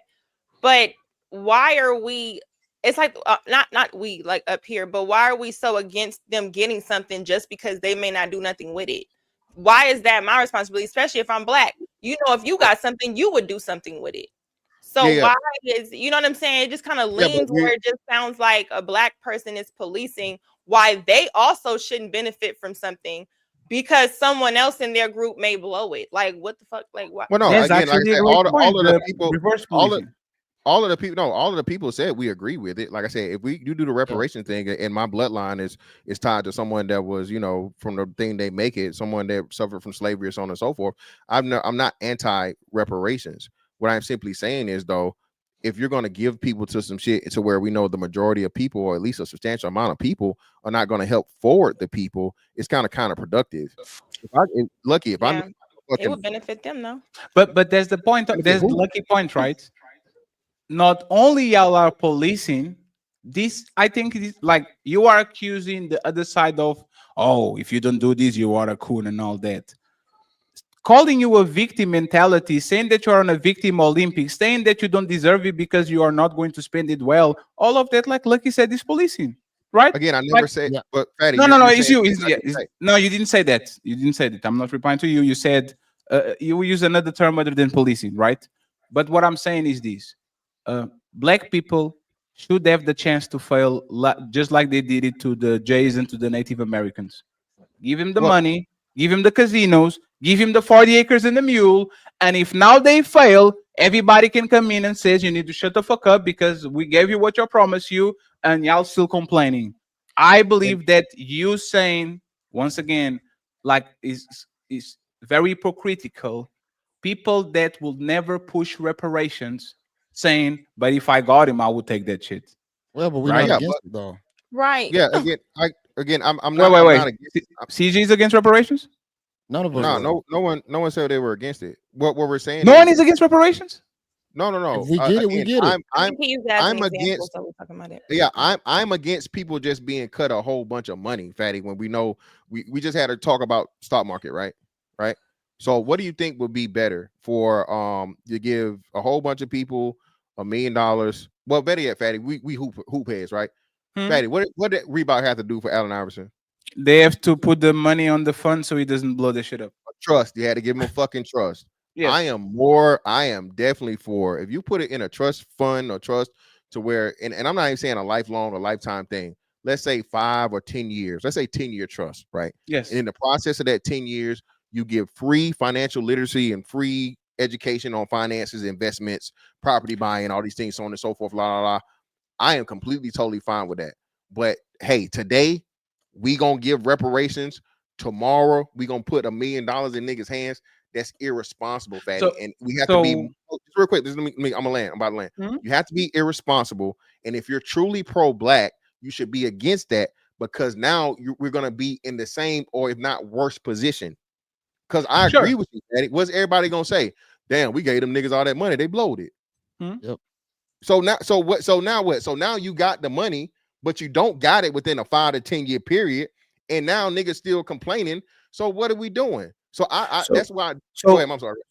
So when we know our history, right, it becomes a bad faith argument because there was Homestead Acts given to white immigrants when they came to this country, and America literally gave them free money, free land, and taught them how to economize and what to do with the land. So what you would do when you give black people the money is to educate them on what to do with the money. Like we hold ourselves back when you have all these countries getting all these so-called handouts or government assistance, and even the foreign assistance. We'll give money to Palestine, to Israel, to all these countries. Well, we Argentina, got 40 billion. black people literally fighting against getting money when the country stole you from one place and brought you over here, and then we'll go, well, you sold your own selves, even though it was a small percentage of so-called Africans or tribal people who sold themselves, which is a whole nother difference between chattel slavery and actual indentured servants. But how would we be opposed to even fighting for any kind of reparation, but even something, it can be something where we working on the roads, where we getting real estate, where they give us money to,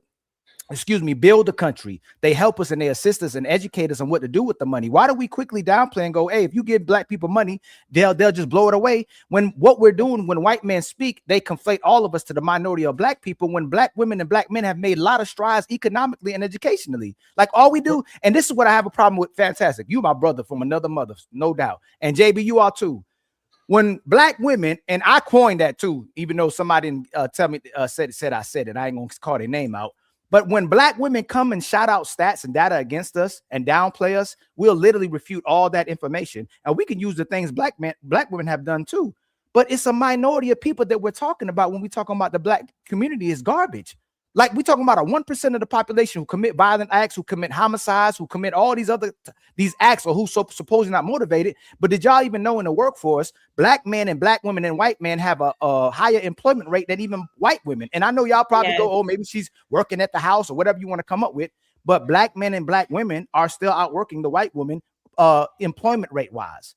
So we have to be factual that we have to stop talking to each other out the mouths of ignorant whites. I'm not talking about educated whites or good whites, because I'm not anti-white either. But the fact that we conflate pro-blacks to irresponsible and ignorant blacks is very misleading and is very dangerous, because y'all will say White men fight with themselves too, but liberals, conservatives, Democrats, Republicans still come together as white people to go against everybody else, just like the Arabs, just like the Asians, just like the Hispanics. We're the only people that I see on somebody else's side parading for them and grifting for them. I don't see nobody else doing that from other races, doing in other in everybody else. We're the only people who do that. You'll see a black person fighting so hard for another white man, but then you won't fight for the black man. I don't understand that from our people, man, especially when you're extremely educated. It bothers me, man. And Ali, before JB and them go, I just want to say something, JB, real quick. And great points, Ali. They don't know how to spend the money is an excuse. You know what you can do? You have a black kid, you don't pay nothing on hospital when he's born. You exempt black people from taxes. They have free education to go to college. They don't pay for nothing. You can do so many policies that is not putting money on black people's hands, but is actually facilitate them so they can have an extra dollar, so they can start business and develop their population. And y'all are lying because, you know, once again, they did that shit with the Jays. They did the shit with the Marshall Plan with the Europeans. They did that shit with the Japanese. They did that shit with motherfucking slave owners. They did it with everybody. And as soon as black people get into the door, I don't know if y'all know how to spend money, so we're not going to give you money. Like that. It's just it's easy. It's all over the place, JB. You about to go on another? No, because I ain't got to talk. Because I ain't really get to talk. I'm just trying to remember what CJ kept going. No, that's not true. Like, so let me just get one more. more. Why you make that voice? That's crazy. That voice was wild. What is the voice? No, true. Hey, I'm not going.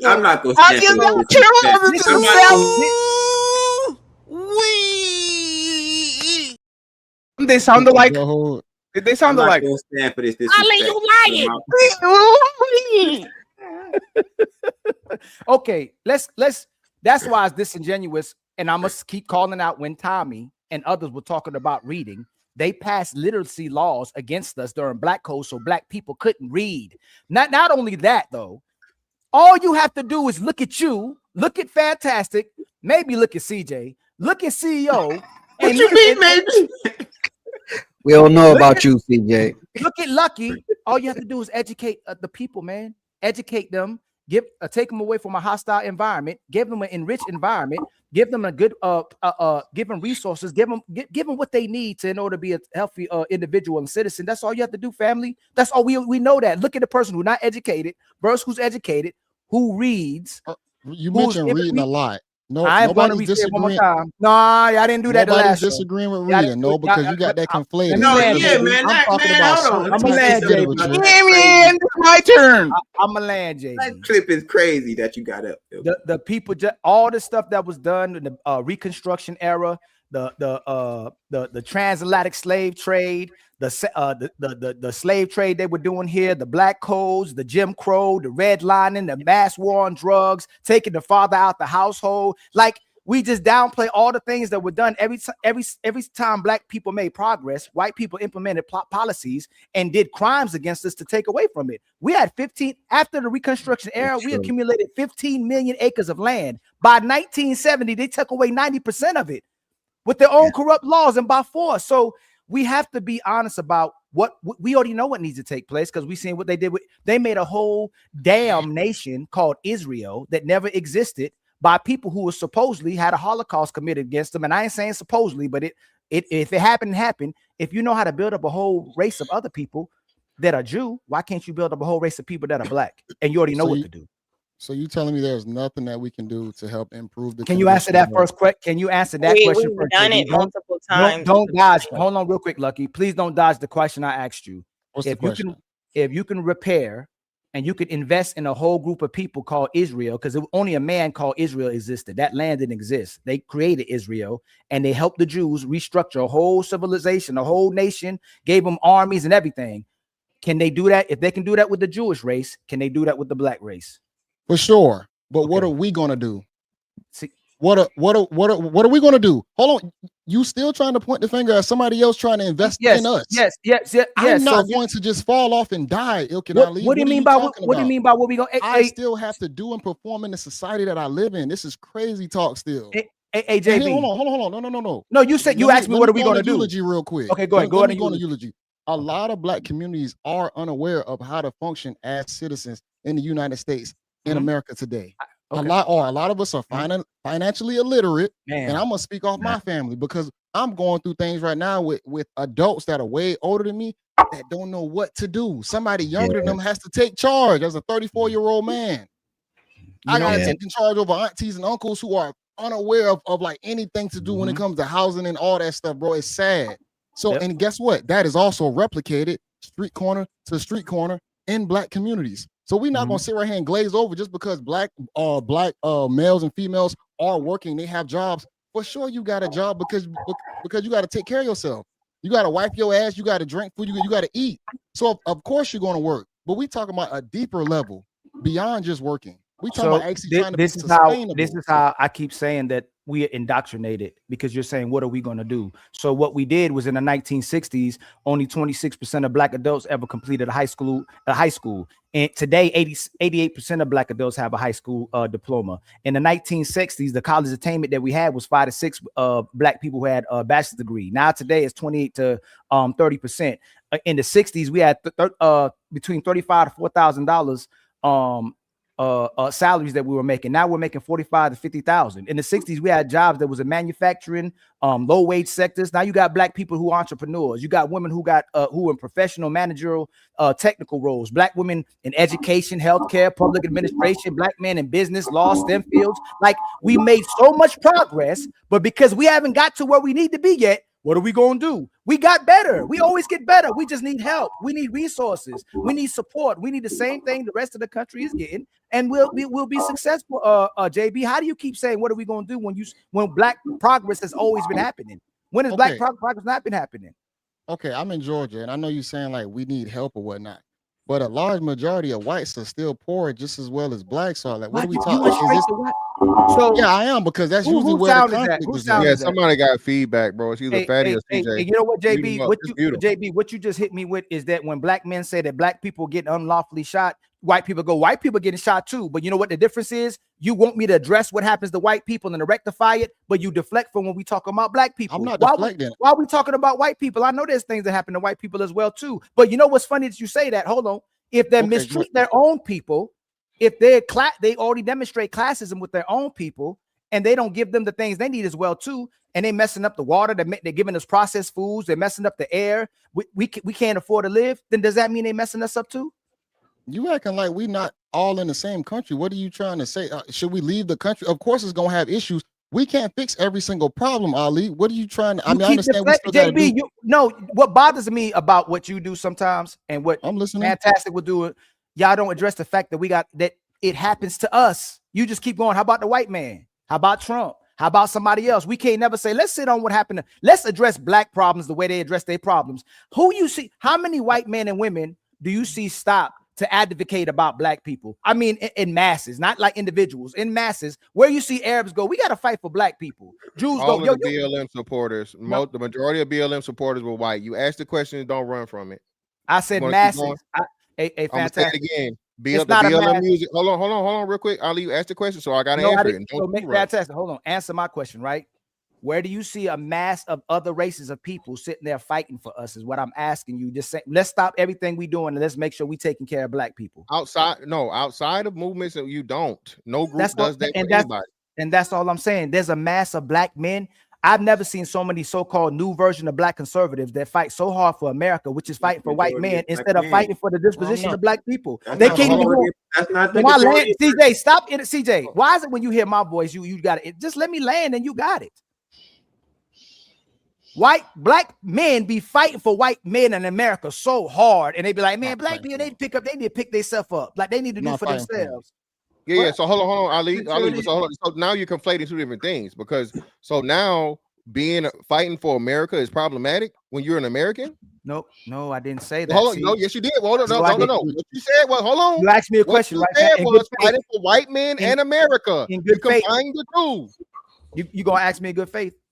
I'm not asking. No. I'm holding you to what you said in good faith. Tell me what I said. You combine the two. You combine white men and America. Mm-hmm. That's what I'm holding you to. What you said. Yes, and that's what Black people do. Conservative Black. So hold on. Let me finish. Let me finish. Hold on, let Mr. Fantastic. Oh, JB about to co-sign already. Hold on. Oh, Black. Come on, y'all know who this is. Let him respond. Black conservatives, today's black conservatives, see, back then black conservatives fought for black people because we were Republicans and we always been conservatives. Today's black conservative fight for white conservatives and white people, which we look at as America. America agenda is to push their race and for us to be inclusive. Then, so tell me I'm wrong, Fantastic, that this country still don't fight for the best interests of white people. You're wrong. Tell me how.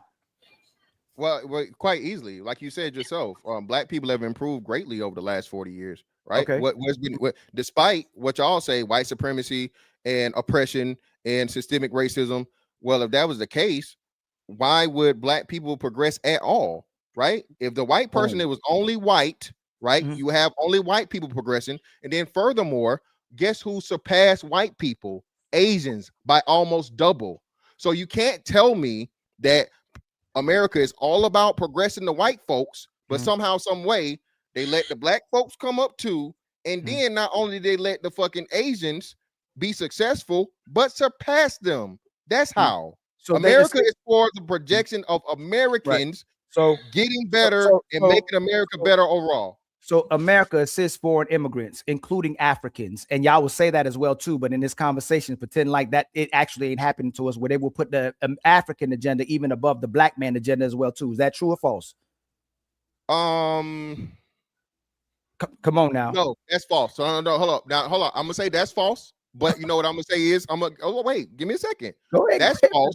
But they will put they have put the LGBT movement, not even a race of people or nationality of people, over the black agenda. So again, I'm actually they're not putting, like, is that not why people are fighting about illegal immigration as well too? Because they're saying that they're replacing Americans, black and white. Donald Trump says it all the time. Hey, they're taking your job. Yeah. So why we pretending like that's not what? So why we pretending? Hold on. You said you just answered your own question. You said it's not just the white people. It's black and white people. To the point. Hold on, just real quick. You got to hold on. To the point where he said the purpose of birthright citizenship was meant for black slaves. He gave the biggest black endorsement of all time to say, hey, y'all are giving away fucking the rights that were made specifically for black people to these people that shouldn't be here in the fucking first place. So why would the president of the United States say something that profound and that impactful in support of black people if he only wanted white people to fucking have something to do with it? Because they always. Oh, go ahead, CJ. CJ, go ahead. You got to get it in. Go ahead, CJ. God, no, hold on. Then you said majority of black men aren't even conservatives. So you had a point that where do majority of a race support another race? Then you said black people support white people. Majority of us are not conservatives. Majority of us voted the other way. So that's not even right. What do you mean majority of us voted the other way? What do you mean by that? They voted Democrat. Who did? Majority of black men. No. I want to talk about Democrats and Republicans. That's not what I was talking about, CJ. CJ, are you listening to the conversation? We weren't even talking about it. I'm right here with the conversation, my brother. So I said we were conservative. I said the party switch. There was a party switch at one time. Do you know about that, CJ? I heard about it. Okay, so that's what I was talking about, CJ. That's not what you said, though. You just want to interrupt. That is what I said. You can gaslight me if you want, Ilkan. That's not what you said. All I'm saying is that when we conflating black coons to people who just want handouts, that's very irresponsible. Martin Luther King, Malcolm X, Marcus Garvey, all the black leaders ever held black people accountable simultaneously as they held white people accountable at the same time. So why all of a sudden these pro-blacks were conflating them to liberals too? Like it sounded like y'all was saying that these pro-blacks were liberals. I don't know if it's fantastic. How was the pro-black? That's exactly what I was saying. That's what I was saying. And hold on, just like we never called them coons, right? So the coons are the quote unquote conservatives, right? Can so you define? I'm joking. Yo, go ahead. The liberals though are the problem. The liberals, again, Ali, one of your biggest contenders I seen you go to war with so many times, are responsible for the promotion of 20 million abortions of black children and babies, right? As to why we've been stagnant in our population and we've been surpassed by the Hispanics, right? So when you talk about, Ali, you're one of the biggest promoters of black families. Well, we can't have black families if the black women are, deleting all the children before we can even have them. Ali, how many presidents have been taken out in 20 million kids? How many scientists? How many cures for cancer? How many billionaires? How many millionaires? All these things we will never even know the answer to because these. I agree, we also simultaneously don't address the same system that put our women in those positions. We'll talk about like we've got so far from who put us in those positions that we'll start downing each other instead of going, hey man, you put us in these positions, you got to take us out of these positions. Well, hold on. Well, I agree. Who's going to put you in a position and take you out of that same position that they put you in? What people, person? Right now, you hear CJ, right? We will support a country that put us in this. They gave us these dispositions where the house is separated. They're pushing the LGBT agenda. You can't afford anything. The white man will say, "Make America great again," but here come black people and go, "Hey man, black people need to stop complaining." What does make America great again, CJ? Since you want to jump in so bad, what does that mean? When white people say "Make America Great Again," what does that mean? I would like Fantastic and JB to answer that. What does it mean since white people, when black people back families, bring back conservative? Okay, go ahead, Go ahead. Since when we complain, we got to go back to Africa, and black conservatives will tell black people to go back to Africa if you don't like it here as well too. Oh yes, they will. Oh yes, they will. Why? Hey, Fantastic. I ain't never heard you say, "Hey, Fantastic, I'm gonna give you a little grace because you still love you hanging on to pro-black. You up there? You pro-black. You heard me say that before. CJ didn't jump all the way off the ship. You heard me say that before. JB, I'm gonna tell black people to go back to Africa. I'm gonna ask you again. Why is it when white people complain they're American citizen, if that's their God-given right, but when black people complain they got to go back to Africa? Can you answer that one? I don't believe in that. I don't hear people saying that. Black people got the right to complain. We complaining right now. What are we talking about? And I don't hear nobody in the chat talking about go back to Africa. I don't see no white people talking about go back to Africa. We complaining. What we talking about, man? I can't take his voice. Hey, Fantastic. Can you answer that, please? Why is it that when white people, what do they mean by when they say "Make America Great Again"? When was it great? Can you tell me what year it was great for everybody? When it was great for everyone, that's quite subjective, brother. I mean, like shit, I think 1996 was a great year. 1996. I think 1996 was a great year, right? I think everything prior to 2008 was a great year, right? I think when we came out of the recession and everybody got a bump on their property, that was a great year, right? So I think it's going to be a subjective thing, but to understand, again, slavery was fucked up. Racism is never going to go anywhere. I think we get too hung up in trying to focus on things that are always going to exist, right? But are never as bad as they were before. So once you understand that, you have to stop focusing on that and what the white man is doing and what the white man, whatever. The white man is not our problem. The white man is just not. Again, like I said, there's been a quote unquote black president, right? We know he's not truly black, but black people. And not just once, he had 2 terms, back-to-back terms, right? There are black congressmen, there are black senators, black mayors, hell, most of them horrible. But again, black people have every right in this country that white people have in this country. Okay, respect. No, CJ, hold on. Respectfully. How are black people white people's problems? Because it's very telling that you say that white people aren't our problems, and they'll keep saying that black people just complaining. But every single day, like these Pearlies, these white conservatives as well too, they keep saying that black people are the problem. Immigrants are the problem. So if they're not the problem to us, why do they keep saying that the people in certain positions are the problem? Can I just say bye? I gotta go, man. Jesus Christ. Okay. Hey, CJ, get it together, CJ. I appreciate y'all inviting me to this show, man. I still fuck with y'all, man. Y'all my boys. But y'all gonna stop talking to me crazy. Let me tell y'all something. Y'all gonna stop talking to me crazy. You still fuck with us until Pearly pulls up. Yeah, or Tommy. Y'all gonna stop talking. Or Andrew Tate. Man, and when y'all wrong, y'all wrong, man. And I'm gonna call it out, man. Don't be mad at me for calling out when y'all wrong. And Fantastic, don't be hating, man. I'll be serious. Actually, CJ, you contradicted yourself. I was listening on the show. You admitted you was wrong.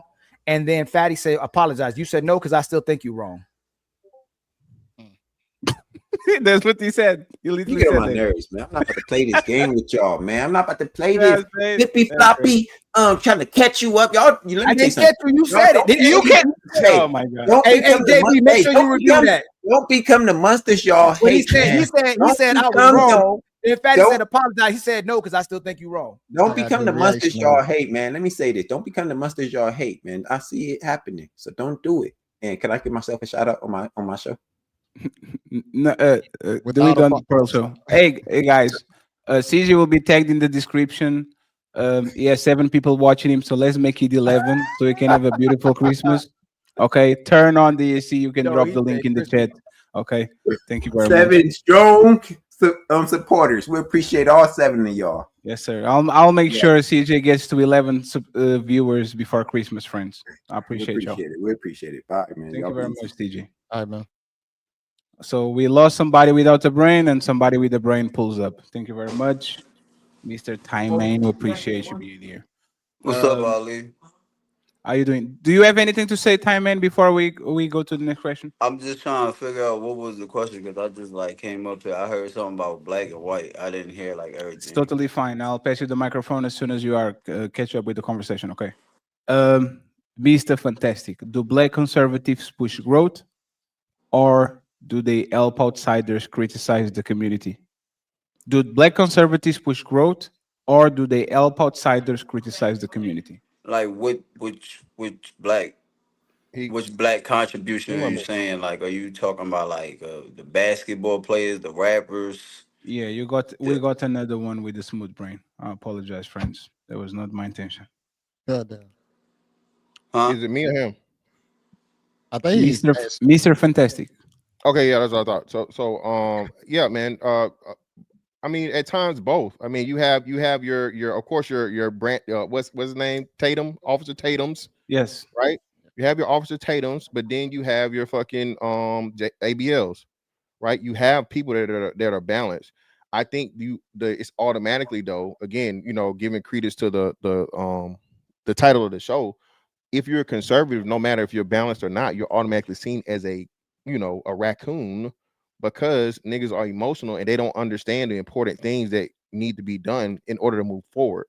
So are there people that get, but to the other point, Fatty, any black person that is critical of black people, be you conservative or whatnot, white people are going to jump on it. Same way we do when the women, right? If you agree with a woman, Fatty, what's she going to look? He said it, a man said it. No, sure. So if a man said you niggas is socially awkward and you're incels and you're whatever, yeah, the man said it, so it must be true. So all groups do this thing as to where if someone within the party that you're critical of, or that you're trying to, make look bad, someone says something that helps support your argument to make these people be in a negative light, most people are going to do that. But I think we start getting particular, extreme the Nick Fuentes and all this other shit. I think again, that's an extreme outlier of what's going on, to where these white people are the black fatigue bullshit. So Fantastic. This is actually how I got more respect from you, because I would put you on that slot on the beginning. The is overdoing it, going after black people. But then I thought about it and I observed you and I was like, no, this is a equal opportunity partner. If somebody fucks up from white community, LGBT, or president, like, he's on it, right? My thing is the people that overdo it on only one side. Like, if every time they open their mouth to talk about black people is some shady shit, and then something happens that is good for black people, and then nowhere to be found. You see what I'm saying? That's when you become a useful idiot. But as a black person, just real quick, brother, you got it after this, brother. Time ain't right after done. I swear you got it, brother. Again, Fatty. I think that is purposely the mascot of conservatives, though. You feel me? Because there's the useful idiot. There's but what I'm saying is every black person that has a conservative value or thinks that way is called you tap dancing, you Uncle Tom, you all these things. Fatty, I'm pretty you heard of Tommy Sowell, right? Yes. Tommy Sowell is probably one of the greatest minds of modern times. Niggas can't stand Tommy Sowell because Tommy Sowell literally says, hey, it's this, and this. And if we did this, things would be better, right? Because he doesn't automatically go to the white people and make the white people the bad guy. If the first word is not out of your mouth, Fatty, is white supremacy and racism, systemic racism, and so on and so forth. You know what I'm saying? That's what you are. So like even if you're being fair and balanced, you're saying, okay, yeah, white people's fucked up, slavery's fucked up, racism never going anywhere, right? But talking about that, how does that help us as a group get to where the Asians are, right? Get to where these other groups of people that were a very, very small percentage and got here after us, that was able to play within the same system, figure it out, use it to their advantage, and surpass people that didn't like them either. You feel what I'm saying? The playbooks are out there. It's just like we won't use it because we're so focused on what the white man, quote unquote, is doing and what happened to us in the past. Which I'm saying that's sure. I'm not trying to throw that away. But what I'm saying is looking at the shit that works from all these other groups, bro. I mean, we got the formula. Yeah. Absolutely. But for example, Thomas Wolfe, like it was because he was always on the other side of the aisle. It's like people talk about slavery. Slavery is not something uniquely to America. Like we're having a problem right here. And you are kind of, what about the other ones? Like, but Fatty, I think just real quick, that's the thing though. I say this all the time. We have an emotional attachment to slavery. You say slavery, niggas jump out the window, right? Sure. Be it negative, positive, whatever. It's automatically something that gets caught up on. So Thomas Sowell just giving you the actual historical context of these things, and you say niggas have a problem with that, bro. And I don't understand it. Again, no. You know I know, like, can I say something? Go ahead, sir, because you are. Jews got obsession with the Holocaust. America's got obsession with the 4th of July, like Independence Day, y'all. What we supposed to, so we can rectify it. Always remember what happened. You're not supposed to. You know what? Patty said it the other day, right?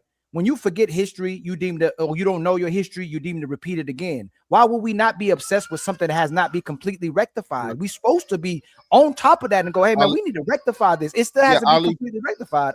Ali, just real quick, that's the problem, right? So when you say the J people, right, or whatever, what did they do, Ali? Ali, they turned that shit into a win by getting handouts. By getting handouts, not just handouts. Hey, fantastic! The UN, the British, America, other countries helped them. They gave them handouts. They built that country. Yeah, but 1 second, please.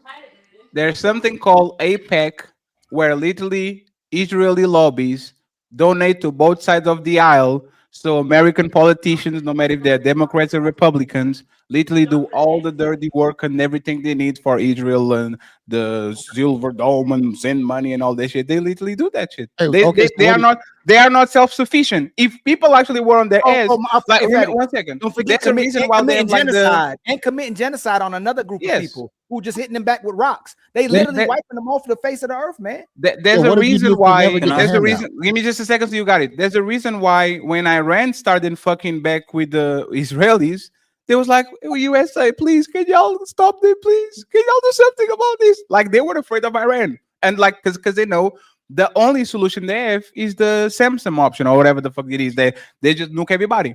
But reality is they are not a self-sufficient country. They need extreme help from the United States, British, European Union to be self-sufficient. So if we never get the aid or any type of assistance from these entities, what do? What do you mean by that? If we never get the subsidization from all these, larger entities that can, definitely fund a lot of Black Americans or whatnot for reparations, your growth will be slower. If you never get it? Your growth will be slower. Black people are still going to become better because it's a very young group, right? Y'all free from Jim Crow 60 years ago. All the colonies in Africa was freed 40, 60 years ago too, right? So it's a very young countries, communities, and all that.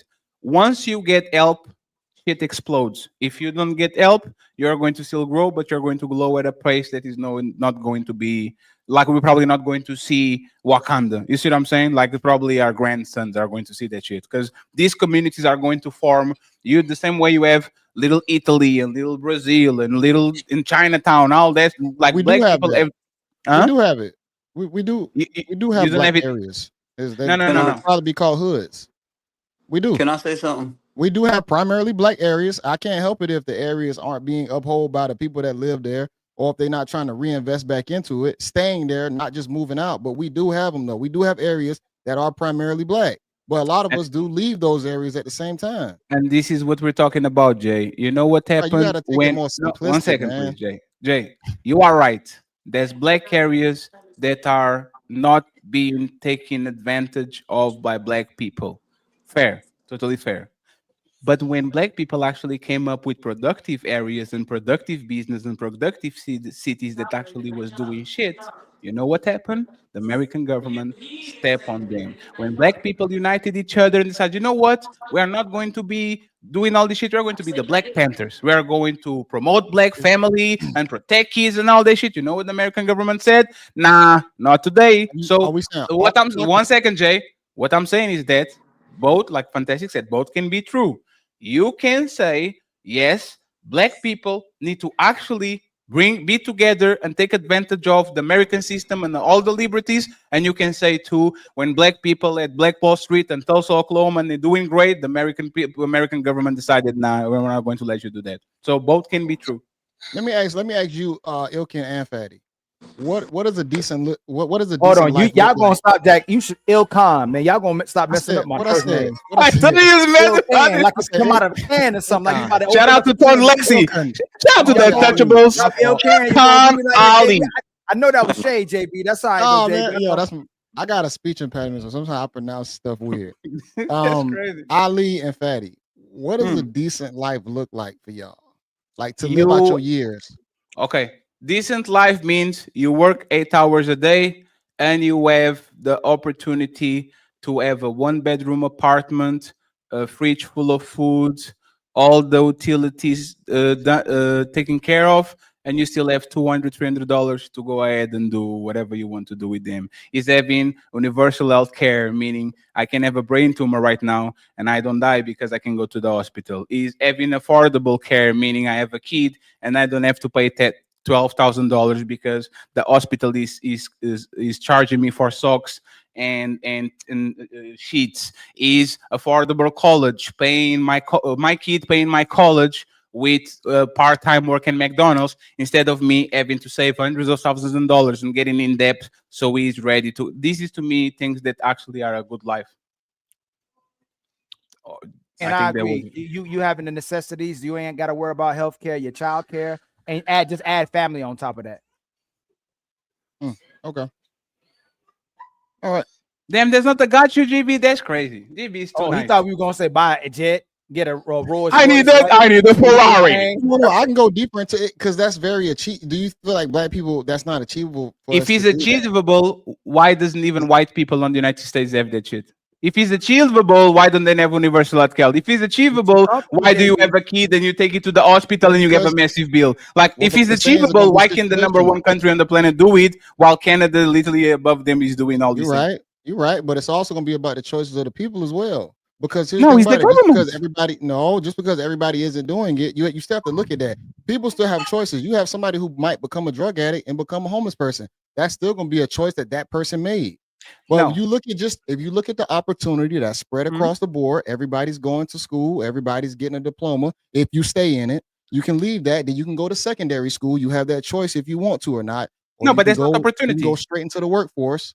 No, JB. Everybody has the JB. 1 second, JB. 1 second. Right? How much do you pay for your health insurance? If you can say pineapple, give me a range. Like per private insurance, just for you, not the family. If it was just you. I'm gonna say like 4 or 5 a month, 500.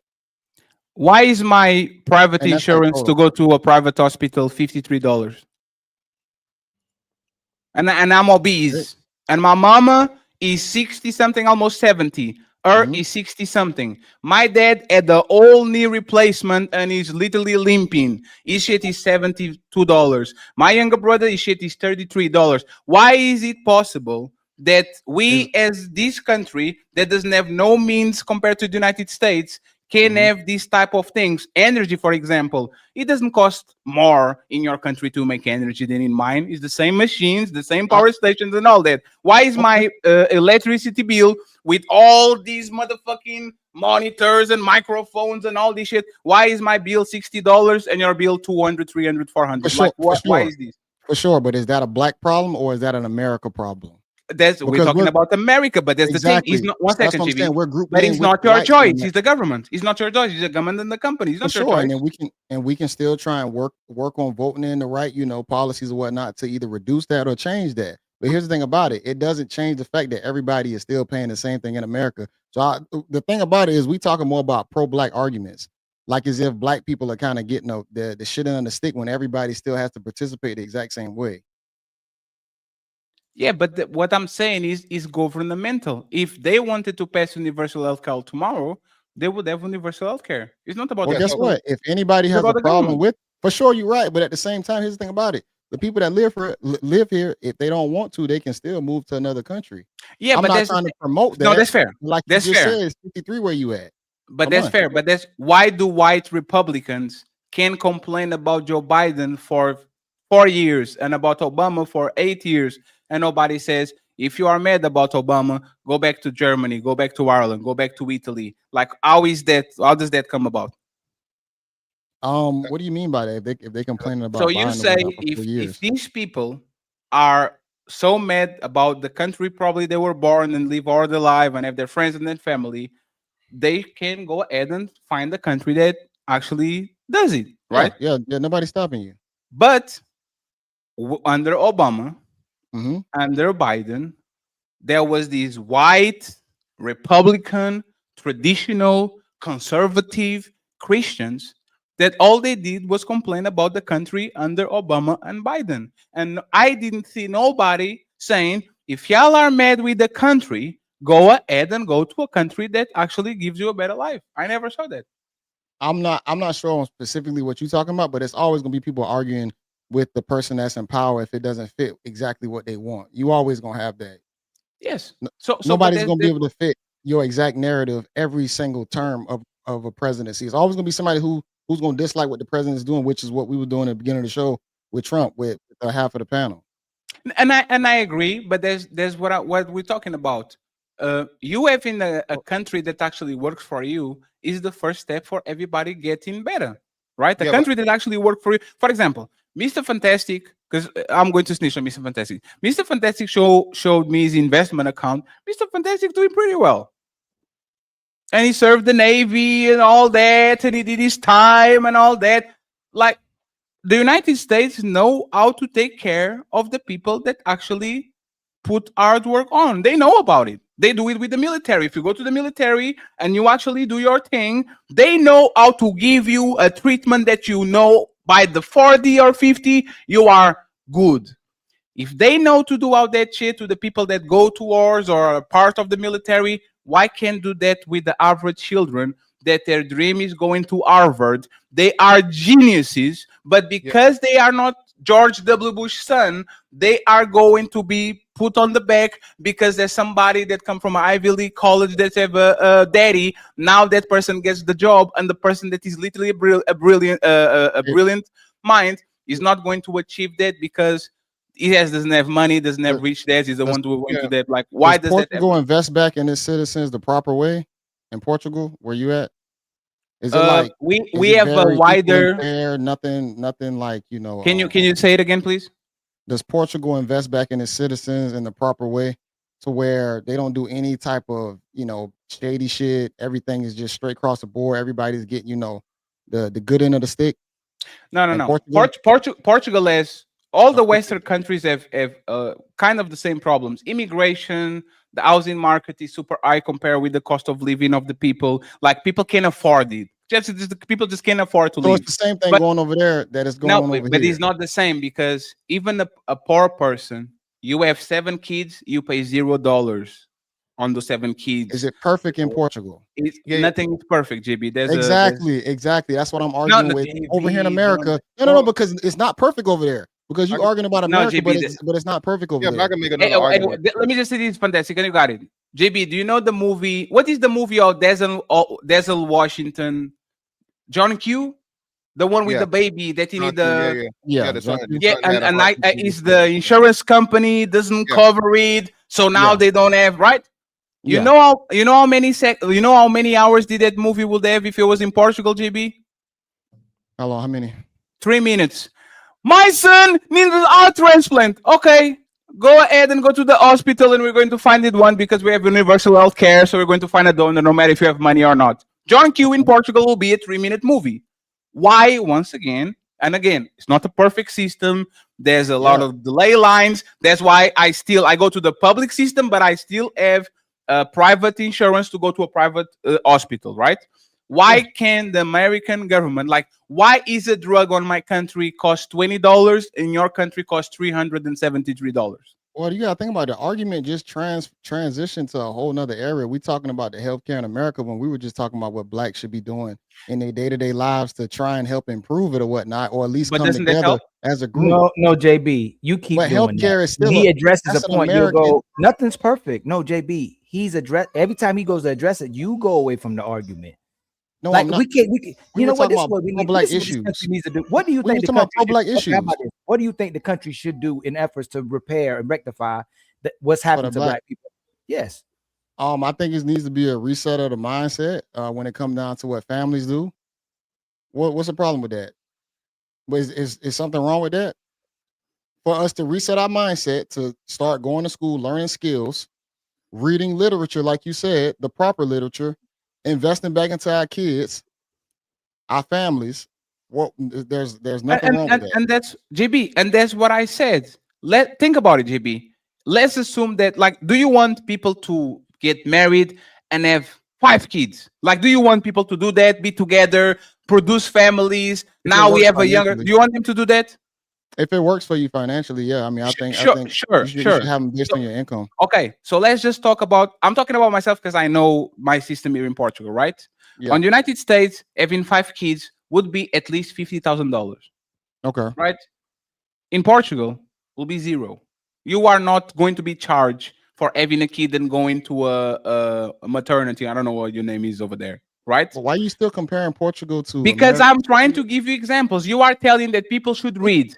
You know how much would be the me putting my kids through college, my 5 kids? It sounds like you saying we should go over to Portugal and live. That's what it sounds like. What I'm saying is that what I'm saying is that not Africa no more. We got to go to Portugal what I'm now. saying is that he's in Portugal.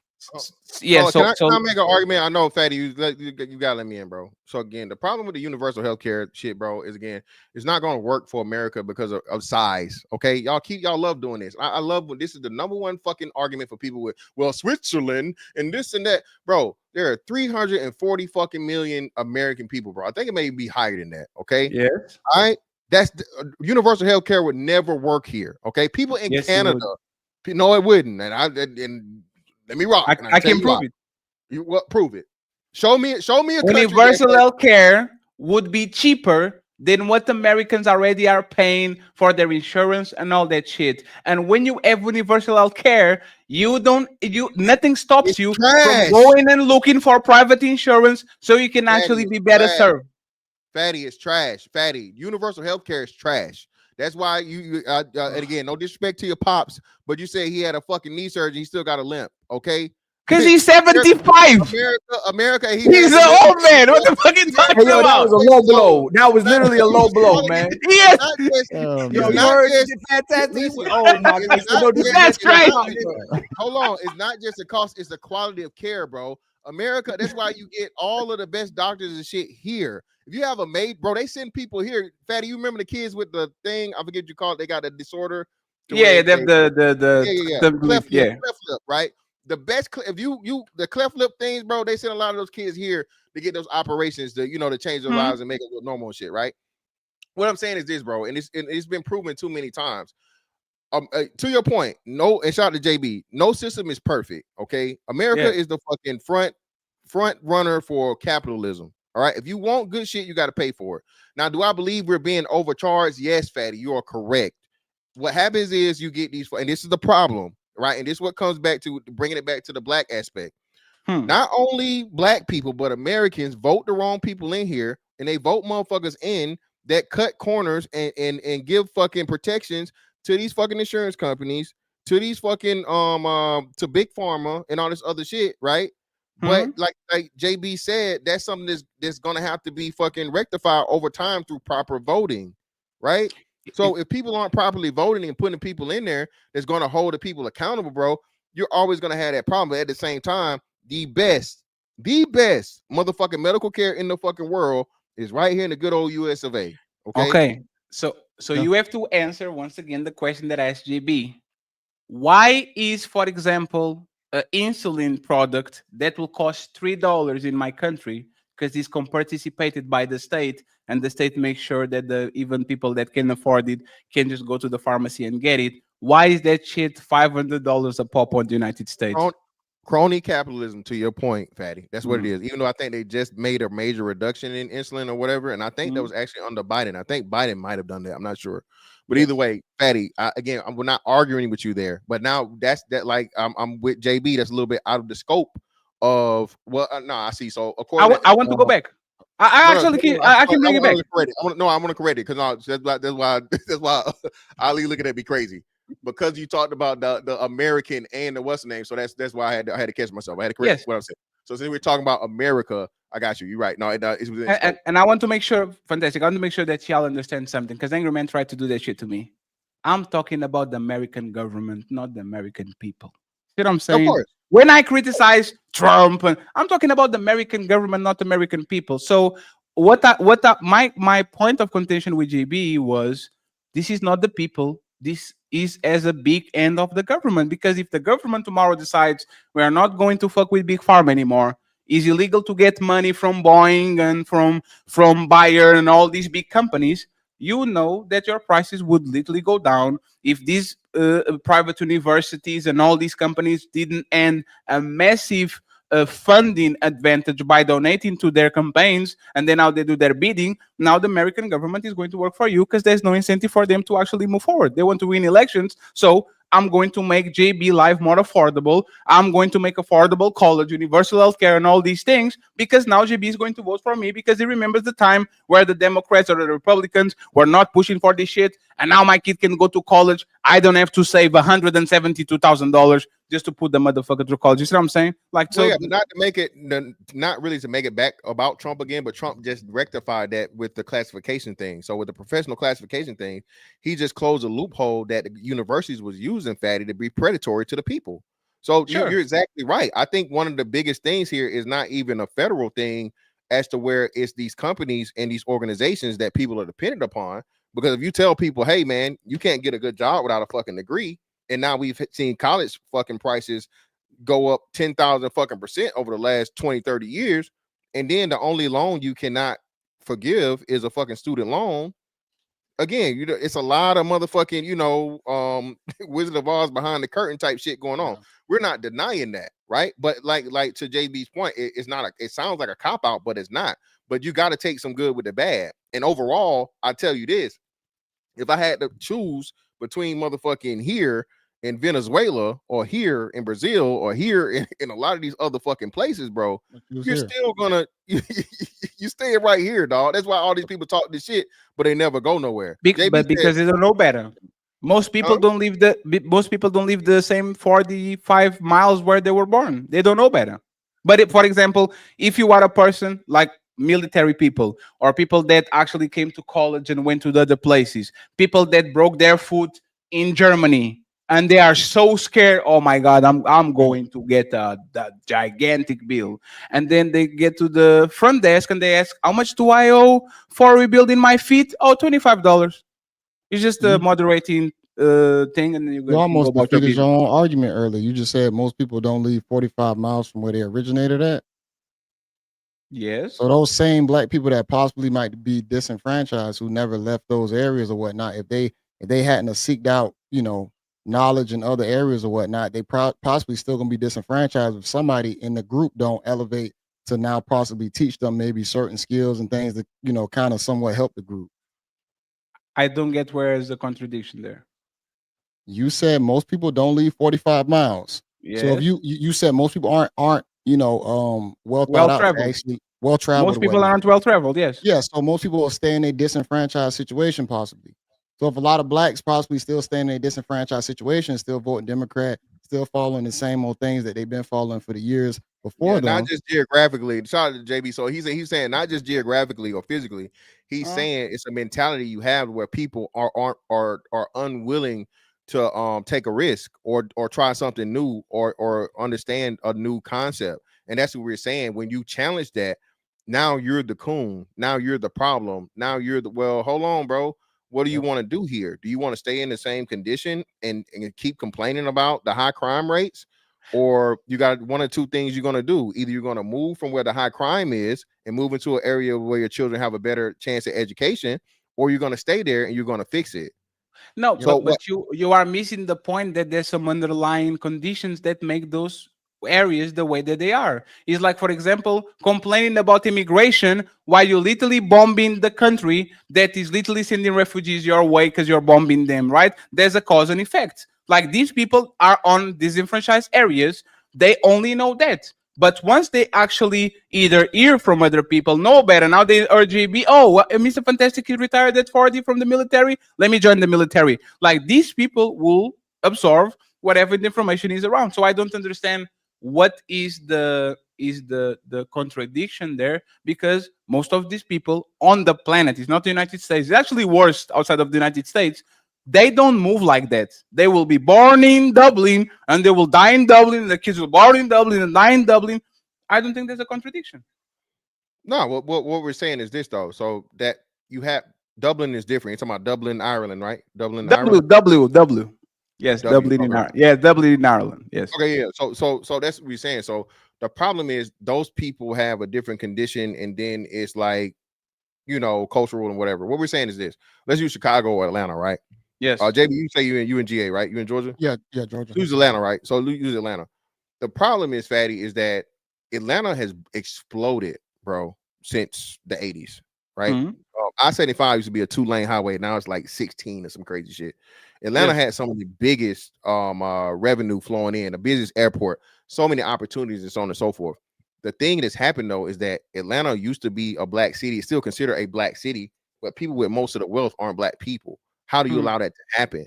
And that's because of, again, poor structure, poor voting, a lot of these things that we have control of is what I'm saying. Yeah, but So, how is that different from the rest of the world? Fantastic. You know who the richest people in Lisbon are? British, French, and Chinese people. If you go to any city, the most powerful people on that city are probably transplants that come from a very affluent background that just decide we can do a killing doing business on here, so we're going to settle on these things. Like most of the Portuguese people that are on real estate and are real estate tycoons are not even nationals. But Fatty, is it the majority of them though, or is it balanced? No, they are the minority, but they concentrate a tremendous amount of money. It's like BlackRock having building properties because they are just a conglomerate. Yes. So I know they have a tremendous amount of money, but you still have enough Portuguese people to offset volume wise. No. Let me explain you why. British, French earn so much more money than the Portuguese, like Americans, right? If fantastic, if you came to Portugal with $100,000, you will be like balling. So I can or like just Mexico for us, close. I got you. So like yes. So for you to understand what I'm saying, you understand, but for the public to understand what I'm saying. The top 10% household in Portugal makes $50,000. Household is not one person. Yeah, two household $50,000, right? And if you make 100,000, you are on the 1%.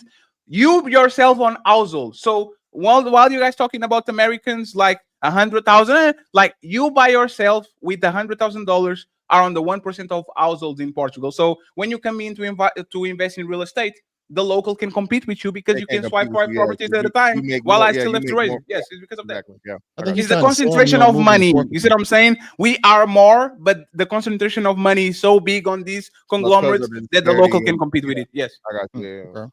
And it's actually even worse because they came up, they will buy the properties, they will gentrify it and try to sell it to Americans and to French and to British that have more money. And now the local can compete with the prices and have to move out of the thing. So most of the big cities are getting the same problem. Is people buy in bulk, gentrify it, augment the property property value, and then now you have to move out because you can compete. You have to go to the outskirts. No, gentrification is a great point. So gentrification is a great point, right? Gentrification happens because you allow it to happen for the most part, right? You either and this happens in the black community a lot, right? Yeah. So either people get paid off house or have property, so on and so forth. You sell it off to the people, yes, or whatever, or a house gets passed down, and then people don't pay the motherfucking property taxes. I totally completely paid off house, but you can't pay a couple $1,000s or a few $1,000s per year, not per month, per year to keep the house.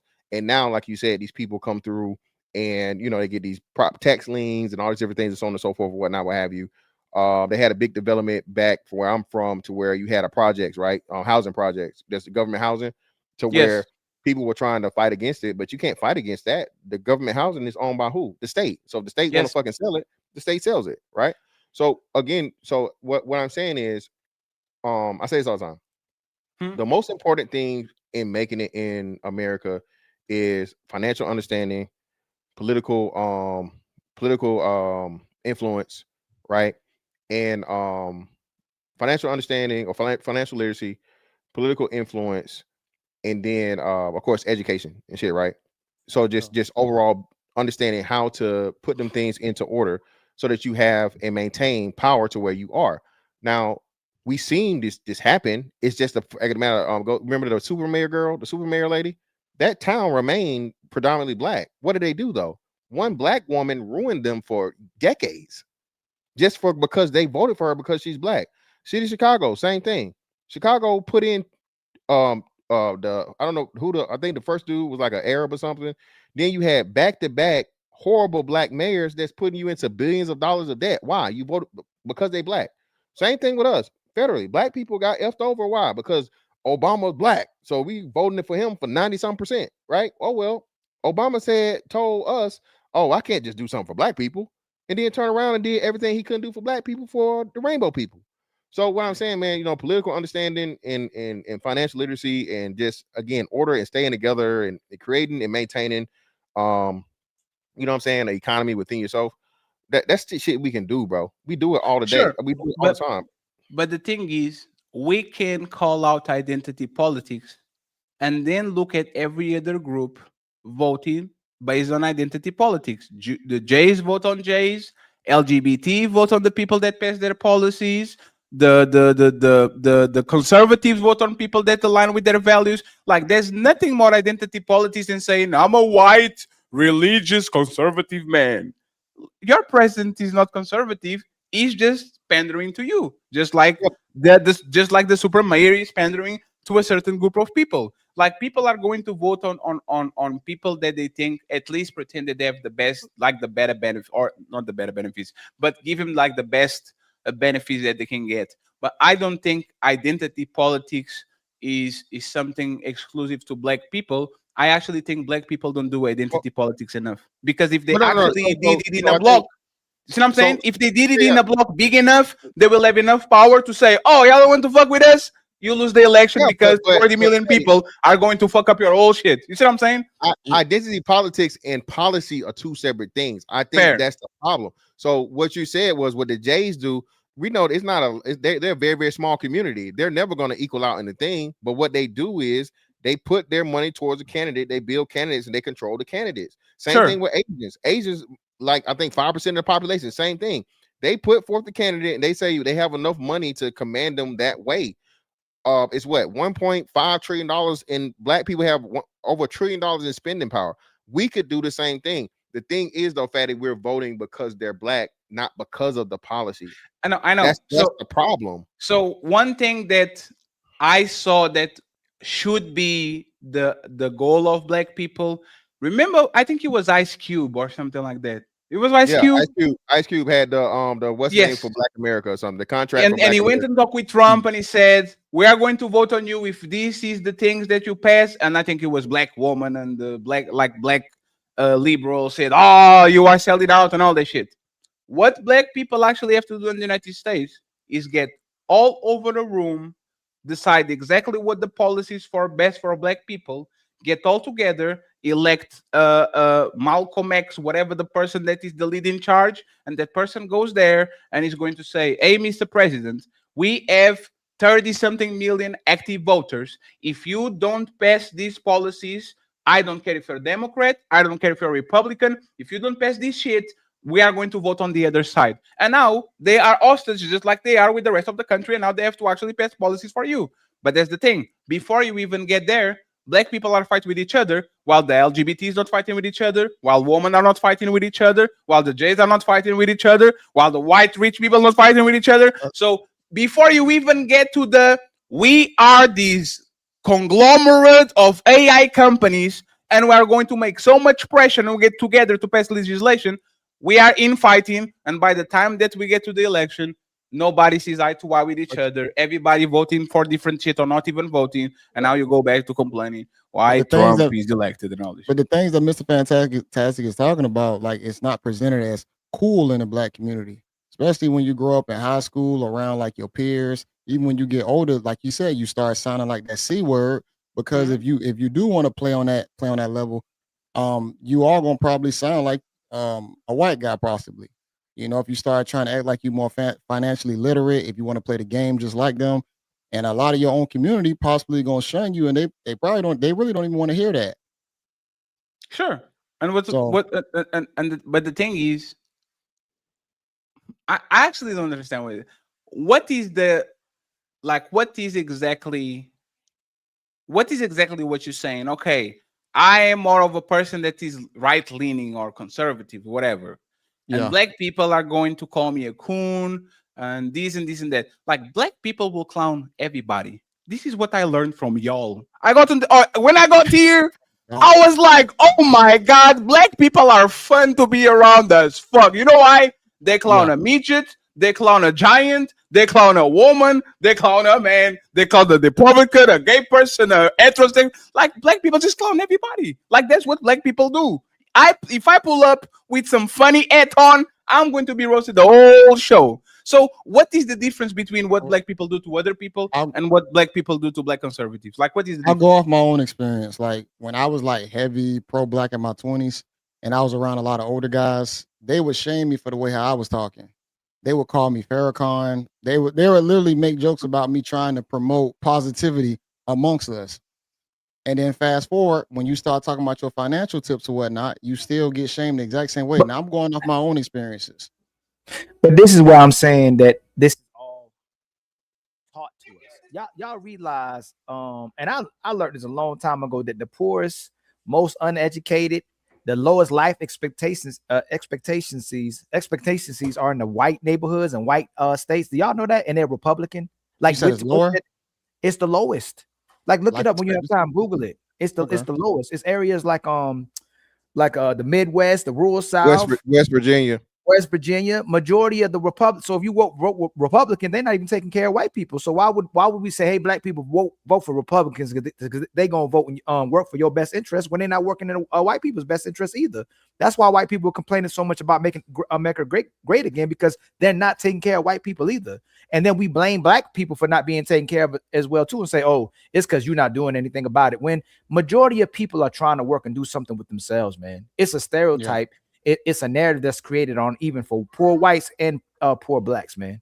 That's the problem. So then we associate the minority of people that may be doing things that's outside of what you're supposed to do as a person, but majority of citizens and people are trying to do the right thing. Hands down. I gotta give you the Shoryuken, bro. But again, I gotta give you the Shoryuken. Hey, friends, after the Shoryuken, we have to close it down. So once again, try to bless our Cash App, please. I need to send CJ some brain implant money. Okay, make sure you send me money. Go ahead, Fantastic, you got it. And by the way, friends, thank you very much for the dope conversation. It was actually, like, I appreciate we having the mature conversation other than the angry baby on the other side. Other than that, I actually appreciate y'all, friends. And I'm on that type of time again. Fuck with me, I'll fuck with you. Go ahead, Fantastic. So again, the highest poverty rates, brother, are in the Democratic Party, Ali. So you would still be in plus 3% if you transfer it over to the Republican Party. The highest poverty rates are in the Democratic Party, and we know that again. The worst thing about it, Ali, is that the majority of black people aren't even by a lot impoverished. I think our poverty rate might be 15%, and I think that's a little high. That's on the high end. So why are we always in promotion of this poverty mindset or these poverty politics, EBT and government assistance and all this shit and so on and so forth, where the vast majority of us don't benefit from it? But that's the main thing that the Democratic Party always tries to present to us, of course, coupled with racism and voter suppression. My bad, Ali. But you said the highest poverty rate is Democratic. Is that what you said? Yes. No, it's not. It's not. It's West. Look, it's Republican leaning states: Mississippi, Louisiana, West Virginia, Arkansas, New Mexico. I got you. So listen, the higher poverty rate in Democratic districts, districts represented by Democrats had poverty rates of 17.1% compared to 14.4% of Republican districts. We're talking about overall volume. Okay, so of course, if you want to single out West Virginia, I don't know, may be the one of the lowest, but more likely than not, the lowest, most impoverished place is going to be a Democratic district, bro. And we talk about this. Why do you do districts and not states? Can y'all Google? Hold on, real quick, before y'all do that. It's in districts, Sally. Why is not doing states instead of districts? Yeah, you're looking at districts. Fantastic. We're looking at states. Yeah, why not doing a state or a city instead of a district? The district is going to cover the state. No. Because, for example, let me explain why. Because you are going to fantastic. You think you slick, dog? I saw what you did. It's because you can have. Let's do this right by numbers. You can have 300 Democrat districts and 20 Republican districts. Going by the number of districts is just going to show you, hey man, on the top 50, there's 30 Democrats and then 30 Republicans. So let me fix it. Let me fix it. So even though, hold on, so now you guys are still right. So I was wrong. So even though the percentages had the higher rate, the volume is still Republican. So y'all right. So the volume, don't pair copy to us. The volume is what's my bad. I read it wrong, brother. I can admit don't pair copy to us. Fantastic. Come on, man. I can admit when I'm wrong, brother. The numbers are the numbers. I don't want to better than CJ. Hey man, I appreciate y'all for having me on. I gotta step off, man. Fatty, hey, I appreciate you, DB. Thank you very much, my brother. Thank you for tagging me, man. I appreciate you for sure. Thank you very much, man. Appreciate it. And fantastic. Thank you very much for being here to actually be a mature adult and content creator. Thank you very much, brother. Nah, man. Hey, man, I appreciate y'all for throwing me in the future, bro. Y'all have a good night, bro. We still made you a little bit less ugly than you are in real life. Listen, man. Hey, Fatty, listen. You know these hoes gonna choose me over you, and even though I can't speak Portuguese, brother. Let me go punching bag real quick. Give me 6 months. I appreciate you, man. Thank you very much. That's it there. Yeah. And so there was two. Friends, thank you very much for being here. Even though y'all mistreated our hamburger fund today. So if you're watching this on the replay, please throw us a coin. We're trying to rehabilitate CJ Brain. He's going to have a brain implant.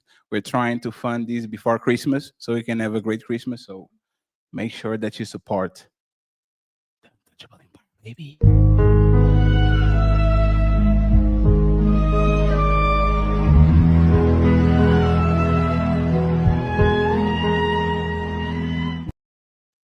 I think it was a great show. And I'm the villain again. American First Rifleman. Fatty's pro-black, but love Portuguese man country. They did Africa wrong. We love our oppressors because we won't leave their spaces. My parent was born a Portuguese citizen, and he was forced to enlist in the Portuguese military. I was born a Portuguese citizen. Nobody chose nothing. We are just the result of colonization. You peace in our country for 500 years. We peace on yours for 20 years. I think that's a great deal. So no, that's not going to work with me, Mr. American First Rifleman. Nah. You complain about Black American woman? Go to Thailandia. Why don't you go to Thailand, man? The Juan Solo, $2. So calling another black person a coon, pro-black. Yeah, maybe. It depends. Are you doing it reasonable or not? Shout out to Kelly Corinne. Kelly Corinne is a political refugee. Kelly Corinne is a political refugee. So shout out to her for being out of jail. We appreciate you, Kelly. We hope to see you soon. And friends, don't forget, okay? Tomorrow, I have a show for y'all, open panel. We're going to have a little bit fun. Pearl Rage Quit Black Fatigue Show. Look at my thumbnail. Oh my God, the best thumbnails in the business. And Sunday, Lucky Marie. is the main eventer. And Don Quisha is back.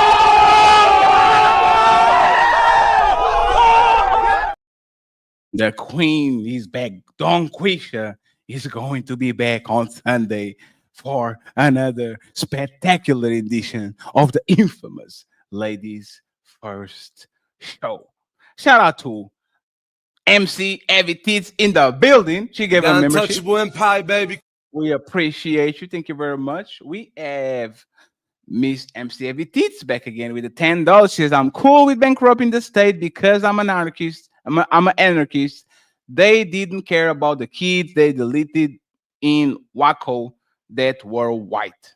You really, they gonna care about us? Do you really think they're going to care about us? Look at you, MC, in the building. I hope you're doing good. We have Mama. Ooh. Trump also said, Black build America. Yeah. Thank you very much, sir. Savage.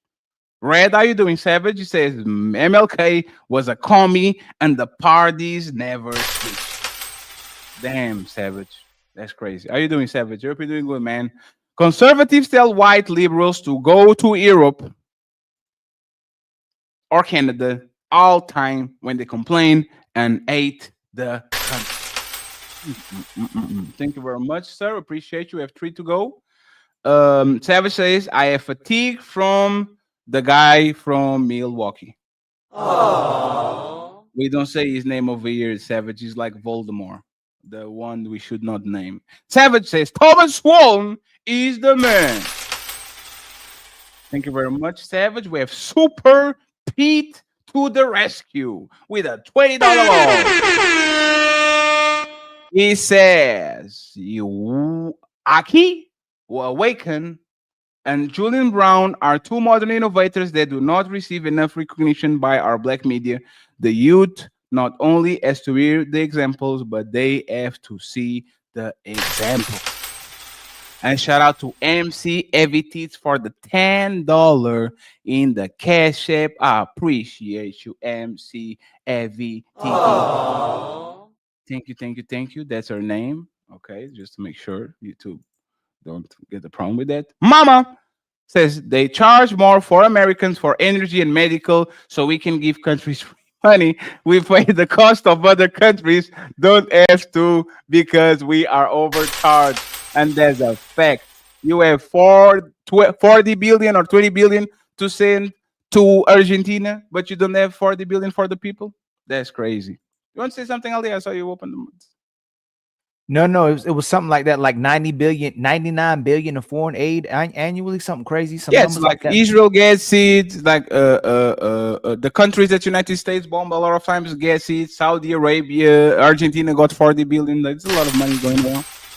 Savage. So people didn't like Obama because he wanted to turn America into Spain. Damn, what's the problem with Spain? I'm 30 minutes from Spain. Savage says America subsidizes our health care. You have to prove that. Saying NATO. If y'all didn't want to do stupid wars, nobody would need NATO. The only country that actually activated NATO was the United States after 9/11. When did Portugal activate NATO? Like the you attack one of us, you attack everybody. They didn't. So what the fuck are we doing? What war did Portugal got you into?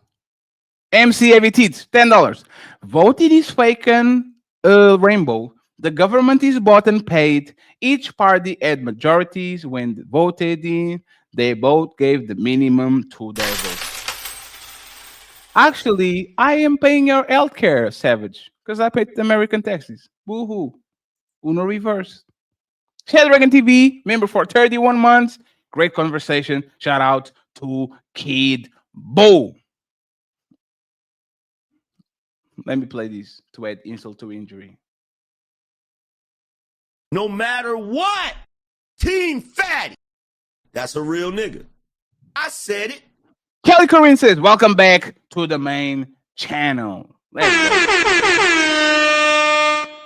go. Ilkan Ali, before we send everybody to Mr. Nino Nation, you have any thoughts that you want to share before we go?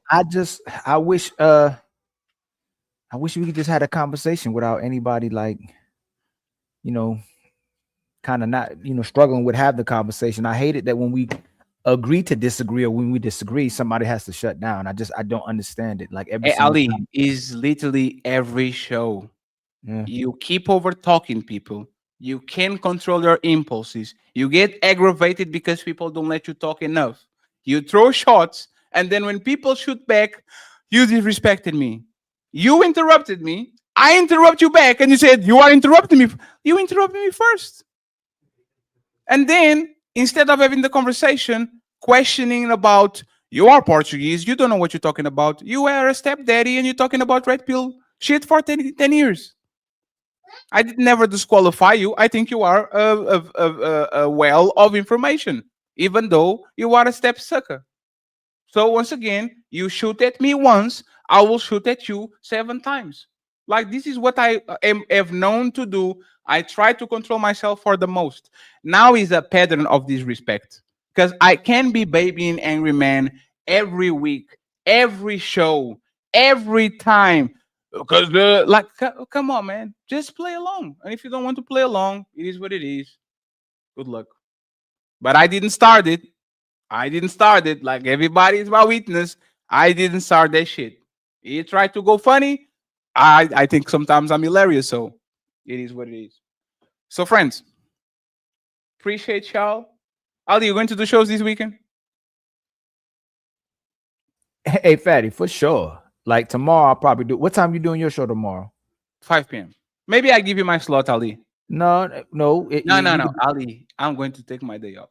No. Yes. I decided I'm taking my day off. You got it, bro. No matter what, I'll probably go live around either 12 or 2 tomorrow. And then maybe earlier than that. I'm in the zone right now. I feel like just going live. I might go live tonight. After Nino. Oh yeah, no, you know what I meant. If I had a position to go live, I would have went live. I know. You know what I meant. Yes. You know that was an inside joke. Like I might go live tonight because I'm not going live tonight. Please go ahead and support Brother Ilkan Ali. Is killing it once again. Make sure that you like the videos, and make sure you push it. Next week, I will start with the reactions. Okay, Ilkan Ali, the great Ilkan Ali, famous, worldwide famous. And just Fatty from Portugal. We getting there. We getting there. We getting there now. We getting there. Signing out. I see you on Nino Nation. The redirect is going to be in the chat. And if you want to get this song, subscribe to our Patreon. The Patreon is alive. You have access to Discord, main chat and lounge. You have Discord access to all these songs that you're hearing. So subscribe to the Patreon. The link is in the description. Team Fatty and the Untouchables. I see you on the other side on Nino Nation. Signing out. Peace. Yeah. Empire stand tall. Fatty. Ali. Super Panda back again. Let's talk about it. When the culture split wide, somebody got to speak truth. Yeah. Look. Pro-blacks on the front line holding up the code. Conservative like Mr. Fantastic breaking out the mold. 2 camp battling for the same throne, same role. But one truth, but the truth still cold. Internet loud with the label they throw. Everybody picking sides trying to point out the foe. But we here for the facts, not a name called show. Super Panda light it up, let the realness flow. Fatty in the middle like who really gon' stand. Ali break it down with that calm wise hand. Empire so strong, yeah we build from the land. If you don't speak truth, then your voice ain't grand. This side, that side, who gon' ride? Culture torn over, split down the line. Empire don't fold, we rooting inside. Cut through the north, let the truth collide. Yeah. We don't do no smoke, we address that. Super Panel in the cut, yeah, respect that. Pro-blacks preach unity, protect that. Conservative on freedom, I get that. This a conversation they afraid to expose. Touch above empire, everybody knows. When the culture in the fire, we stand in the coast. Fatty and Ali, yeah, we taking control. Yeah, back online in the timeline while everybody got a theory about the grown and the childish. Some say the coons in the corner look childish. Others say the pro-black stuck in the old mileage. But here come Mr. Fantastic, boy, made of steel. Saying free mind, first that's the way that I feel. He ain't ducking nothing, he just keeping it real. Standing tall on the stand like iron and wheel. Some wanna count, some other chill when he talk. Some say he raw, others say he outline the fault. But that's why the panel bring the minds to the fault. our truth, it's a cultural assault. We don't duck no smoke, we address it. Super panel in the cut, you respect it. Pro-black, preach unity, protect it. Conservatives want freedom, I get that. There's a conversation they afraid to expose. Touchable empire, everybody knows. In the culture, in the fight, and we standing in the cold. Fed in our lead, yeah, we taking control. Yeah. Yeah. Shout out Mr. Fantastic. 2 sides, 1 mic. Super panel, untouchable empire. We outside.